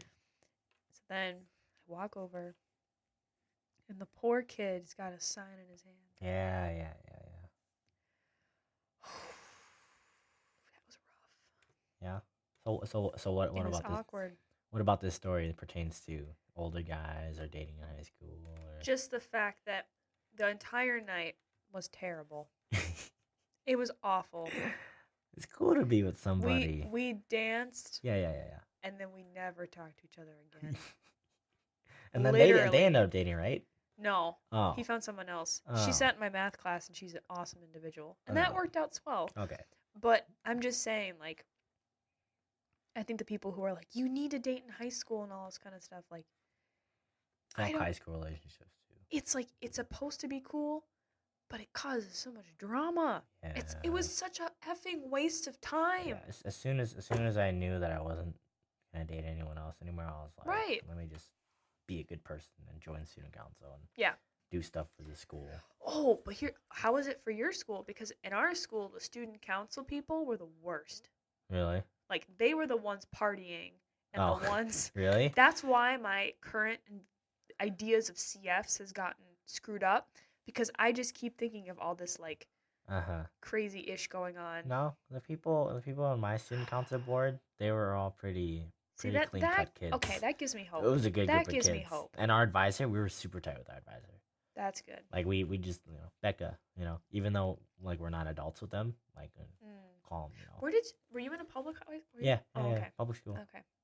Suburbs, yeah. How big was your student pop? Altogether, maybe like just above 1,200, 1,300. It was tiny. Our school was tiny. See, that's why. Yeah. I'm not saying that's directly why, but like. Your school was like what, 3,000? Yeah. 4,000. A little about 4,000. Yeah. Our graduating class was 819. Yeah, we're 200, 300. Jesus. Yeah. No, but yeah, our group of kids, the student council was cool, but That's it was so good. But it was stigmatized. Really? Yeah, it wasn't. We were cool with each other, but it wasn't cool to be on the student council. Why? I don't know. There was a fucking stigma, and that was one thing. Was it the party stigma? No, it wasn't the party stigma. It was, you're fucking weird if you're on student council. You want to be involved in school. You want to plan shit. You want to be. I get that. You want to be in charge. Yeah. That's fucking weird. I'm like, what's weird about that? I get to decide all these events for you guys and help the teacher after school plan the event and facilitate the event and go on field trips about leadership and better myself. Right. And it's like, I remember on one of the trips with all the other student councils in like the tri-state whatever we were in, I was talking to this girl from where is she from? A girl. Cute girl. Turns out she had a boyfriend, but but no. But the question was, it was like, how do you guys make student council not stigmatized in your school? Is it stigmatized? Is it weird to be in student council like it's weird to be in theater in high school? And they were like, that's a whole other conversation. They were like, I don't know. It's not weird at our school. And I'm like, no one wants to be on the council in my school. It was literally, I was the only guy on the board because no one else thought it was cool. And I was like, y'all are lame. Y'all don't want to be in leadership. Yeah. You don't want to build your resume. No, but I joined it because I was passionate about it. I loved the teacher. I loved the advisor. And I was like, you guys are lame, man. You guys don't want to be involved in school. You guys don't want to be passionate about making your school a better place. Get the fuck out. Well, see, that's the thing is like in my high school, that's what I thought. Like when I first got into high school, I was like, dude, these people are cool. They got their ish together. Right. They're doing all this stuff. I know it's a lot of work. This is great. Mm-hmm. But then I get a text from one of my friends and his brother, and he's like, he works at this one pizza place. We were just talking because we all hung out together and stuff. Mm-hmm. And he was like, "Oh, I saw that kid. I'm not gonna say his name for continuity's sake, but yeah, he." I'm not saying his name. You never know. No, but I remember he was like, he was flat out drunk at work yesterday. Nice. Flat out drunk. Nice. Then I found out this other kid, raging parties. Nice. Raging parties. Like, they would toilet paper houses and throw eggs. Nice. Like, just so you know, too, the area of high school that I went to was very wealthy. Nice. I didn't live near there. I lived in the cities, so I was the rebel. But everybody there had money. And they had nothing better to do than just trash houses and get drunk and high. Super rich kids. Yeah, and try experimental drugs. Yeah. But that's just it, because like you'd see them and you were like, oh, they seem so nice. And then you realize, you don't want to be friends with these people. Yeah, no. I understand that. they have nothing else.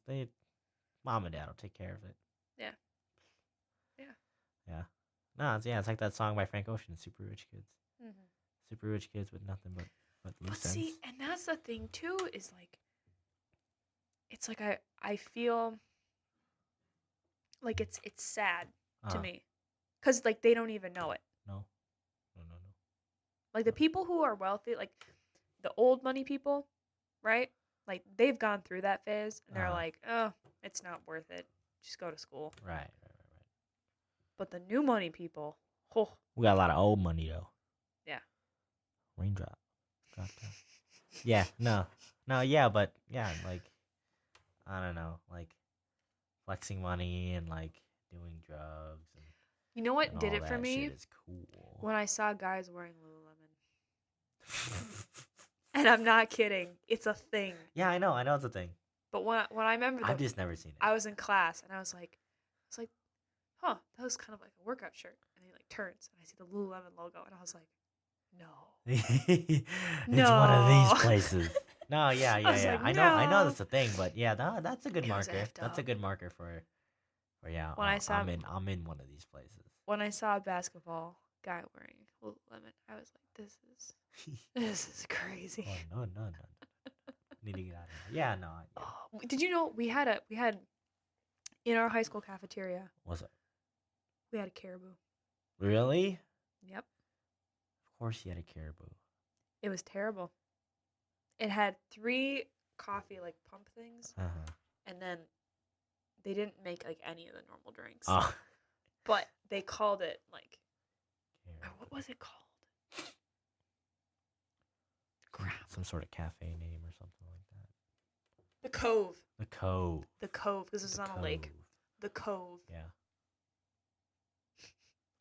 Of course. You were cool if you got out of class to get some coffee at the Cove. What the fuck? And some banana bread, which, trust me, the banana bread was a thing. Yeah. Oh. Was it expensive? I think it was like $1.50 for like a good solid slice. That's expensive for high school kids. Yeah. Maybe it was cheaper. I don't remember. Yeah. But I just know that it was a huge thing, and like, it's kind of like, you know how here at the caf, it's easy to like, at the courtyard, it's easy to blow money. Yeah. For them, or for us rather, back in high school, it was like, you could waste your money on banana bread. Mm-hmm. Like that was a thing. Yeah. It was cookies for us. Cookies, a la carte, like cookies, fruit roll-ups, chips. Do you know what happened in middle drinks. school with What's cookies? What's up? You will find this fascinating. I feel like the same thing happened in my school. But there was a continue. cookie ration. In A middle ration? School. A cookie ration. A ration? A cookie ration. A cookie ration. We literally, and I kid you not, we had a bunch of cookies. So students would go up, and if you were sitting at a table, they'd put all their money in the center of the table. What the fuck? And this one kid would go and buy all the cookies for everybody. Of course. And then distribute the cookies accordingly. Like, No, literally, yeah. like, I'm talking, like, breaking them in half and, like, giving them to everybody. we had something similar to that. Yeah. Something close. But then the day came when the Michelle Obama Lunch Act came, and we couldn't have cookies anymore. Oof. And they had to get rid of the last of the cookies. Oh, I remember they just changed the cookie recipe for us. So then what happens is that we can only get a maximum of 3 cookies. Okay? Did that happen to us? And we declared it the cookie ration. The cookie ration. So then what happened was that we had teams, okay, of people. So instead of having one person go up and buy the cookies for everybody, because the rich kid would always buy the cookies. That was the way it went. Of course. They would give us the money and then divide it out, and then we would each go up and get our cookies and bring it back to the table. Yeah. And then just pick out. Yeah. Of course. We found a way around it. Of course you did. But that was cool. Yeah. So did you have a cookie man? So you had a cookie man. Basically. I mean, did you have a muffin man? He was muffins? He was the equivalent of the middle school drug dealer. Okay. So I'm gonna call him of the cookie white man. Privileged area. He was the drug dealer, the cookie man. Yeah, and I'm gonna call him serious. Man. Did you have muffins? Did you do muffins? No. So no muffin man. Oh, okay, the muffins were fine because the muffins were like those oat ones that are like in the package that like Uh-huh. nobody likes except Uh-huh. for like the one random kid who like just likes them for some reason. Uh-huh, uh-huh, uh-huh. But he's the exception. So Okay, so you would we call don't him the talk Muffin about him. Man? I don't know. He's Do you know the Muffin Man? Oh God. You know what I'm talking about, right? Yeah, Shrek. yeah. Do you know the Muffin Man? The Muffin Man. The Muffin Man. Man. Ah, yes. Good times, 90s kids. I'll tell you. She's married to him. The Muffin Man. The Muffin Man. I've been told I do a good impression, so. It's okay. No, I won't. I won't do it What does again. Daniel think here? Do you know What's your the critique of it? Muffin Man? What? Luke's Muffin Man. I don't know. Where Watch he's the getting video, I this. dare you. I'm sorry. Ah, I'm okay. not 90s kid. Oh, I know. I'm do too you young. know The the Muffin Muffin Man. The Muffin Man. close enough. Do you know the Muffin Man? Yeah, no, but yeah. Alright, I'm out. It was the same thing with cookies. It was like, oh, you got money if you can buy cookies. You got money if you can go to a la carte. You know? And then like, Oh, you were cool if you didn't go to salad bar. That was another thing. y'all had a salad bar. We had a salad bar. It sucked. No one went to it. But yeah, Yeah. that was a thing. No, yeah. High school. High school is an interesting place. Middle school is even more interesting, but high school is interesting. High High school. school was crazy. Fucking high school. Eating in class. Do you remember that? What? Eating in class was that a huge? Barely. Oh, I don't know what it was in high school. It was- Everyone was obsessed with eating in class. It was choose the teacher you like, and then eat in their classroom. Mhm. Because like we were tight with the student council teacher, so we would eat in her classroom. I will never forget. In every single, and I don't know what it is, every single one of my high school classes, there was always that one kid That was loved by the teacher. that was loved by the teacher. Yeah. And brought in a shit ton of food Oh. and just sat there And ate. and ate like nobody's business. And Oh, everybody's just sitting there looking up at the board like, dude, Yeah, I I just want to guess. focus. Stop crinkling your damn chip yeah. bags. And they're just sitting there eating away, even though at the beginning of the year, the teacher goes, hey, I don't want to hear chip bags. It makes my OCD crazy. Oh, my school was more crazy about chewing gum. Really? Yeah, they were like, Whoa. no fucking chew gum in here. There's a no gum. Was vaping a policy. problem? Yeah. Oh, yeah. Of course. There's no vaping, but kids did it anyways. Did they ever vape in class? If they're crazy about it. My oldest kindergarten buddy, like we grew apart, but he was like my first friend. Mm-hmm. Fucking daredevil of a guy. Like he fucking crazy. Have you heard about people dying from vaping? Yes.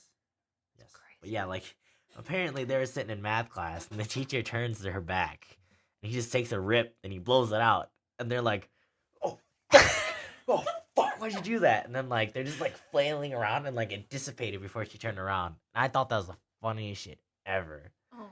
Apparently he just like and he's like, good luck. And then like, Oh shit. oh shit. Yeah, it was I thought that was the funniest thing ever. But yeah, they like Okay. vaping in the bathrooms, That was a smoking problem in the our school, bathrooms. too. Yeah, This- fighting in the bathrooms. Did you ever have fighting in the Oh. bathrooms? No. Although we did have a few fights, and it was the school drama Oh, for sure, in the commons. dude. You know what I did? Straight up You know what I did with school fist drama? fights. You know what I did with school drama back in the day? Huh. I was the kid who created a Facebook group for my elementary school. We were in 5th grade Jesus, and we had Facebooks. that's terrifying. Relax. But That's I was like, terrifying. I was like, oh, this is my elementary school. So like elementary school, insert elementary school name here, drama club. And then it was Immigrant Heights Middle School drama club. So you were the pot stirrer. No, not really, but it was like You were the pot. I was like You held all the drama. I was like, let's just like fucking like let's make this group because it's hilarious. That was the equivalent. If I did that today, that would be a meme. So I was creating you were a meme mimicking basically. what was going on. Yeah, basically I was creating a meme back in the day. So it was like, and then like it was like, oh, the girls made a dance team. We're gonna make a guys dance team page, and I did that shit too. Oh my god. And it was so funny, but thinking back, it's a meme now. It's a Yeah. fucking meme now. Yeah. I bet I can bring that up with any person who's in that group. I'm like, And they would know. that's a fucking meme. Yeah. Yeah, we used to Memes I did that come. back in the day, and it was like, yeah, it was there was drama, and I remember fights. Fights were the funny thing. We made fun of fights so much because like dudes, I'm not sure if anyone ever fought in the bathroom. Maybe once. But I remember me and my buddies would go into the bathroom like after lunch to like wash our hands and pee and whatever. And I was like, WW in the bathroom. We just like God. mimic like smashing people's heads in the doors and shit. And I never heard of that. yeah, no, I think it was because someone fought in the bathroom one time. One of our buddies and another guy, another one of our buddies, because like beef when you're in middle school, like stupid beef, and they fought in the bathroom. And I was like, all right, guys, let's fight in the bathroom. WWE. And we'd like smash each other and like kick each other's stomach. Well, for me, We just had so much fun with that. what I saw was girls fighting in the commons. You had girl fights? Oh, did we ever? Oof. Oh, did we ever? Oh. There was a girl. Minnesota. I'll never forget. Uh-huh. Lunch cafeteria. Oh, I love cafeteria fights. Okay. Cafeteria fights are great. These two girls get in a serious cat fight. Mm-hmm. Okay. Over some stupid thing like a kerfuffle. boy. Uh-huh. And then she decides to chuck water on her Ooh. shirt and proceeds to slap her stomach as hard as she fucking can. All right. Okay? And then punched her in the face. Nice. And got water all over the floor. I like a girl who can fight. People proceeded to Yeah. fall. But it was terrible. There have been multiple instances. I don't know why girls fight there for some reason. The guys don't do anything. Yeah, girls fighting is unheard of in my school. What the hell? But back to vaping, though. There was a situation that happened in my biology class. There was a kid next to me who thought he was the shit. He had Lululemon on. And I know, because he sat next to me, and I looked down at his joggers. Of course. He had the fucking Lululemon on his left hand. What was that like that? Ankle. Oh, Yeah. Anyway, so he's sitting there, second row, Uh-huh. biology, vaping away in his sweatshirt. And they blow it in his sweatshirt. Really? I'm not even kidding. I think I've seen that once or twice. I've seen it so many times because I Yeah. sat next to the damn kid. And I was Oh, like, yeah. do I rat him out or do I not? Right. But the No, yeah. teacher, she was She's pissed. this older German lady. Ooh. Yeah. She had authority. That's all I'm going to say. So if she found out, Oh yeah. she would have whipped his ass. Yeah. So No, yeah. I thought I was going to be nice. But I remember in middle school, fighting was the cool thing. Like, who's got beef? Who's gonna fucking fight this week? And I remember we have this. So in my hometown, it's like, so here's one main Is road. wrestling a thing in the Hmong community at all? No. I never asked that. No. No. But wrestling was big at my school. Oh, Wrestling's gigantic at my school. that's hilarious. Yeah. So it's one main road, and another main road, right? And so at that cross section sits the high school, the middle school, the McDonald's, the Cub Foods. Oh, that McDonald's is dangerous. Yeah, no, it's popping. It's Oh. popping, right? So that McDonald's never fail. And then there's a pond across the street from the middle school. And there's a little island that goes out. And I remember two of my buddies, they're like, oh, we're gonna fucking fight. We're gonna meet after school and whatever. We're gonna go. And then like everyone's like, okay, go to the pond. Go to Simley Pond after school. They're gonna fight. And I remember hearing it was like just a hug fest. They're like rolling around on the ground, but it was like, oh shit, they're gonna fight, or oh shit, they fought in gym class, or this dude got his face like slammed into the stairs in gym, and I was like, damn, this shit's crazy. And then like fights in middle school, and then fights in the bathroom, and then I remember this asshole guy, Always the like assholes. he got milk poured on him. What? Granted, he deserved it, but the girl went straight up to him, and she was like, poured milk all over it, and I was like, oh shit. And originally I was sitting close to them, but then like I moved up, so we had like a pit, and then there's an upper level, which is like 4 steps difference, but like Yeah. I moved up to sit next to my girlfriend, and then like she poured milk all over him, and I was like, that's so satisfying. Yeah. That was great. It was great. There are those moments in high school when there's a thing called sweet revenge Yeah. and hormones. Yeah. And when those two things combine, it's dangerous. Oh yeah. It is Oh. dangerous. Oh, for sure. Oh, for sure. Yeah. Yeah. Did you ever fight in school? You ever get close? If you say you fought, I don't know who you are, but did you ever get close? Elementary school. Ooh. She's a fighter. All right. Go. Elementary school. Oh, okay. I don't know if it was a fight necessarily. Mm-hmm. I defended myself. It was capture the flag. So the nature of the sport was aggressive. Mm-hmm. Okay. Mm-hmm. I win, right? Of course. Of course. This kid. I'm not gonna say his name. Oh, I think you told me this story, He's but a keep going. Fucking whiner. Yeah, keep going. Okay. keep going. I remember. Yeah, I barely remember this story. Yeah. If anybody else won something, Uh-huh. he would start crying. Of course. So of course, what's the first thing he do? He cried. He cried. And he slapped him. And then he was going to push me on the ground, Uh-huh. and I was like, hell no.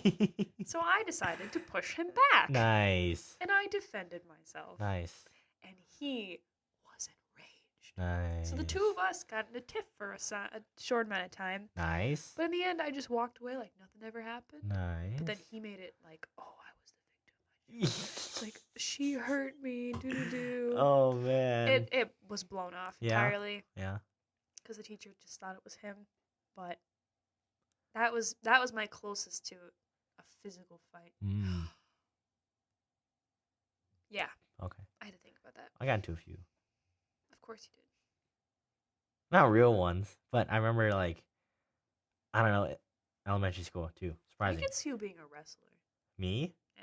Being a wrestler? Yeah, Being a like a wrestler? heavyweight. You Being could a totally do wrestler? it. You call me fat. I'm just kidding. No. No. But yeah. No, I'm Yeah, just yeah. saying you have like the like. I don't know. Yeah. I low center balance, short, stocky. Yeah. But I remember in elementary school, I didn't say that. I remember these two dudes, like two completely different dudes, but like I had a mohawk in elementary school, You showed right? me And then like that, I remember I had this one gel one time that it was like it stayed wet, so it had like a glossy look, that. right? And I remember this dude, he was just like, he was a skinny kid too. He was like fucking chicken leg kid, and he was just the biggest shit talker. Ooh. I remember he was like fucking like this was 5th grade. I remember he came up behind me and he was like touching my hair. He's like, what's this? What's this, man? Like why does this feel so weird? And I remember like I was like I wouldn't take it anymore. And like I remember I was small too. I was smaller, and then like I was kind of like still getting picked on a little bit. Mm-hmm. I remember like I grabbed his hand because he was like touching my hair. I grabbed his hand and like I twisted his finger backward. And he was like, I'm sorry. I was like, yeah, that's right. Like, don't fucking mess with me, right? And then like this other kid during one of these teacher versus students 5th grader hockey games. Mhm. Like we were sitting watching, and then he was like, he kept like fucking like touching me too. He was like prodding me, and I was like, what the fuck are you doing? And then like he's like poking me, and then I think he's touching my hair too, right? Oh. And then like I grabbed him. I did like one of those cop moves. So like I grabbed his arm, like twisted it behind his back, and I pushed him into a wall. He was like, you're gonna break my arm. I was like, are you gonna stop? Like, are you gonna fucking stop? Like, don't do that shit. That's just not cool. Yeah. And I was like, God, I should have defended myself more, man. Mm-hmm. And then just going into like middle school and high school, like getting into sports, like getting into soccer. Mm-hmm. Like I remember just like testosterone pumping. Like Yeah. you would always like just fucking like shit talk the other team, like I'll fuck you, like like Mhm. bump into them, get physical. And like I remember I almost got into a fight sophomore year, I think. We were playing, and this kid, it was like the last game of the season, and like we were playing on a Saturday, and it was this shit team, and like this kid was just like hacking away at my feet, and I was like, that's enough. And I like pushed him off the ball and whatever, and then I think I got the call for me, so it was in our favor. And the kid was like, hey, what's up, man? I was like, you want to go, number 0? Like, get over here right now. Like, let's go. Like, I'm working you all day, bro. Like, get over here. And he was like, all right. And then I think my coach is just laughing about it because like, oh yeah, that kid's heated. And I was like, yeah, I'm fucking on his ass all day. Like, he sucks. Like, taking the ball away from him and everything. And he was like, "Yeah, come on." I was like, "Yeah, let's go, number 0. Come on, come get the ball." And then like we kind of like just like got in each other's faces after the whole game, and I was like, "Man, that guy was like that was probably the closest I ever got to fighting." And then actually no, maybe against Matamidai or something, or St. Thomas. Ooh, Like St. Thomas. like all guys, like bad blood between our schools. Because all the girls from my high school, they date St. Thomas guys or Matamidai guys. Everybody And dates so St. Thomas. There's yeah, every if you go to every any high girl in school. a group, even in college, Yeah. any group, St. Thomas. where's Yeah. your boyfriend from? St. Thomas. Yeah, St. Thomas Academy. Yeah, but like we would like we almost fought them because like one of their guys like we were shaking hands with them, right? Mhm. And then one of the guys like squeezed my coach's hand like really hard and like try to like twist his fingers and shit. And like my coach is like, "Hey, no, I'm not gonna take that fucking shit. Like you better watch out because you're lucky you're under 18." And like we almost fought them because like that shit was like disrespectful. Like that's not good sportsmanship. There was a time, and I think I told you this. Softball, Softball. when I played for a very short period of time, Right. my coaches almost fought. Oh, you might have told me this. Yeah. Keep going. So I was the catcher Uh-huh. at the time. That was my prowess. Yes. That's right. I figured out the signs that the other coach and the other team made for stealing base. Yeah. Which So- is the thing you can do. You can figure that out. It was an easy thing to figure Yeah, you out. can figure he out had a the code. specific pattern, Yeah. and I did nothing but throw the ball back and forth. And I remember I've been watching Joe Mauer, and I was like, you know what? I'm gonna do what he fucking does. So I get the ball, Yeah. and I see his thing, and I was like, we're gonna do it. And I chuck that thing Mm-hmm. all the way to second base, which got caught and took her out. Yeah. So she couldn't fucking steal a base. And you know what he did? What do you do? He flipped out. He was just like stopping everything. He was like, she can't do that. And then all the moms in the back, my mom said, were like, she's probably older. She's probably not even. That's in hilarious. Like they all thought I was like some 8th grader. That's and I'm just hilarious. like, no, she's tall, No, but that's no, pretty she just funny. does her thing. Yeah. My coach is like, it's perfectly legal. Yeah. That's funny. So they almost fought. The coaches almost Yeah, fought. they almost fought. It got pretty heated, and both of our teams were like, whoa. Like, Yeah, no, calm down. There's a time like the game that I got my wrist broken in Yeah. soccer. Like we were beating the team 6-0, and I'm shielding the ball from the guy, and the game's about to end. The whistle blows, and he pushes me, and I catch myself, and I break my wrist.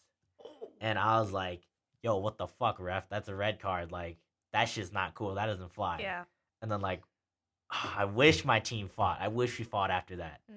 Because they're in the middle of nowhere kids, big lake, middle of fucking nowhere, whooping them 6-0. Their varsity team, we whooped them 6-0. We whooped them all over the field. We clean sweep them, JV, C squad. We clean sweep everyone. Jesus. And then like, he just had to push me after the whistle. And then like my goalie, he's like this big buff junior, and I'm a little freshman, and I'm like, So that was cool. I was like, the big buff junior. yeah, I was like, yo, what the hell? Like, Maybe why didn't we fight? Maybe that's what it is. What's up? That's the apple of the. We figured it out. It's just being an adult. What? Like be cool in high school. Oh yeah. It's the concept of being an adult without actually being an adult. Yeah. Yeah, he was like this big buff guy, and he almost walked up. He's like, dude, I almost walked up and punched that kid in the face because like he did that, and I was like, should have fucking fought them, dude. Yeah. We should have fought them. We were so close. But yeah, that's that. It gets pretty heated. Wow. Pretty heated in soccer. I love it though. Was soccer popular? I love it. Yeah, soccer is pretty popular. Was It's it cool? Yeah, it was cool. I mean, cool. we were known as the soccer guys. Oh. And soccer guys are a meme too. Have you ever seen those vines like when soccer guys get drunk at the party? Oh. Have you seen those memes? Mhm. Yeah. You saw the U.S. what is it? Women's soccer team. Yeah. Partying They kick after. ass. Yeah. They kick ass. Yeah. Yeah, it's cool to like soccer now. Yeah. No, but yeah, like we should have fought them. I kind of got in an argument with a parent too. It was a JV game, right? Mhm. So I was a bubble player like my senior year, Mhm. and so I was on JV and varsity, mostly JV, but whatever. Right. My coach did me dirty, but like I remember I was playing. No, I think I was just sitting. I was watching. It was either C squad or JV. I was watching the game, and I was coaching from the sideline. on the other side because I was walking down to the varsity field to play because my game was coming up in like 10 minutes. And I was like, yeah, guys, just keep going. Like, kick the ball out or like, okay, play it in, play it slow. Just jockey him. And then like one of the parents is like, hey, you can't do that. You can't coach from over here. Are you a coach? And I was like, no, I'm a varsity player. And he's like, you can't do that. You can't do that over here. I was like, what? I can't. I was just thinking like, what? I can't coach your son's JV or C-squad game. And I didn't say it, but I was respectful because he was an adult. He was an elder to me. And I was like, all right, I'm just going to go to my varsity game down here. Yep. And I'll let you guys worry about this.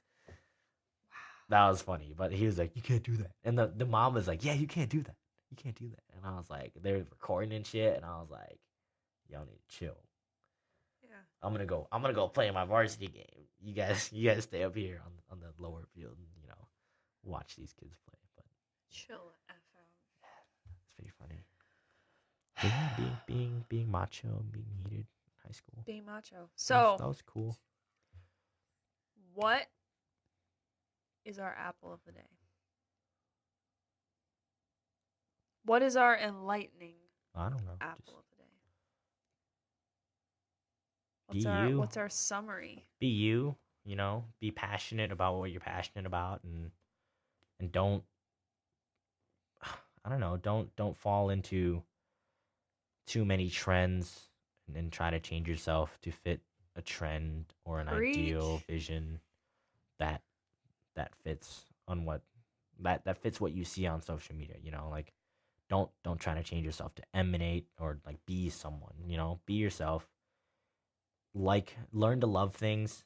It's cool. It's cool to love things. It's always cool to love things. Find what you love, or keep searching, and just be inspired, but don't be another person. Yeah, I guess I'd say the same thing, but Yeah. I'd also say being and becoming who you are is gonna take time. Yeah, it's a process. It's a process. Mhm. And like if you do something and people are like, whoa, you're crazy, like, okay, maybe it seems crazy to other people, but to you it's not crazy. Right. And that's okay. You just do you. It's Mhm. gonna take time. Take advice with a grain of salt, but then also make sure that if you have those around you who are like really good at giving advice, like your Mhm. grandfather and your grandparents and things like that. Right. I'm not talking about fashion. I'm just talking about life in general. Mm-hmm. Like, it's, in my opinion, I think Luke agrees, it's cool to love your family. Yeah. Yeah. It's really cool. Yeah, it's cool. And if you don't have that, find someone. Seek those people Seek out. those people out. Mhm. If you act confident in yourself, you'll attract people who are like you. Right. Who you are attracts other people. Mm-hmm. So keep that in mind. Yeah, just don't fall into trends. It's like a quote that I remember. Something like, if all these people are moving in one direction and you're moving opposite of them, and they tell you you're moving the wrong way, you plant yourself like a tree and you tell them, no, you get out of my way, and you keep going. Mm-hmm. Yeah. Yeah. That was in a Captain America movie. It was great. Captain America said in the comics too. It was great. There's a little plug for a friend of mine that likes Captain America. Just maybe. Likes Marvel, Just maybe. But no, it's good. It's good. It's good. Yeah. It's good. Well, I think that about sums it up. Yeah. It was a interesting start, but it's Holy only shit, gonna that got rolling. it's gonna get better from Yeah. here. I'm so excited. That's great. Please contribute. We have a Patreon as well. Check us out. Please donate, subscribe, listen, do all you can, and have a good one. Yep. Episode 1. That's a wrap.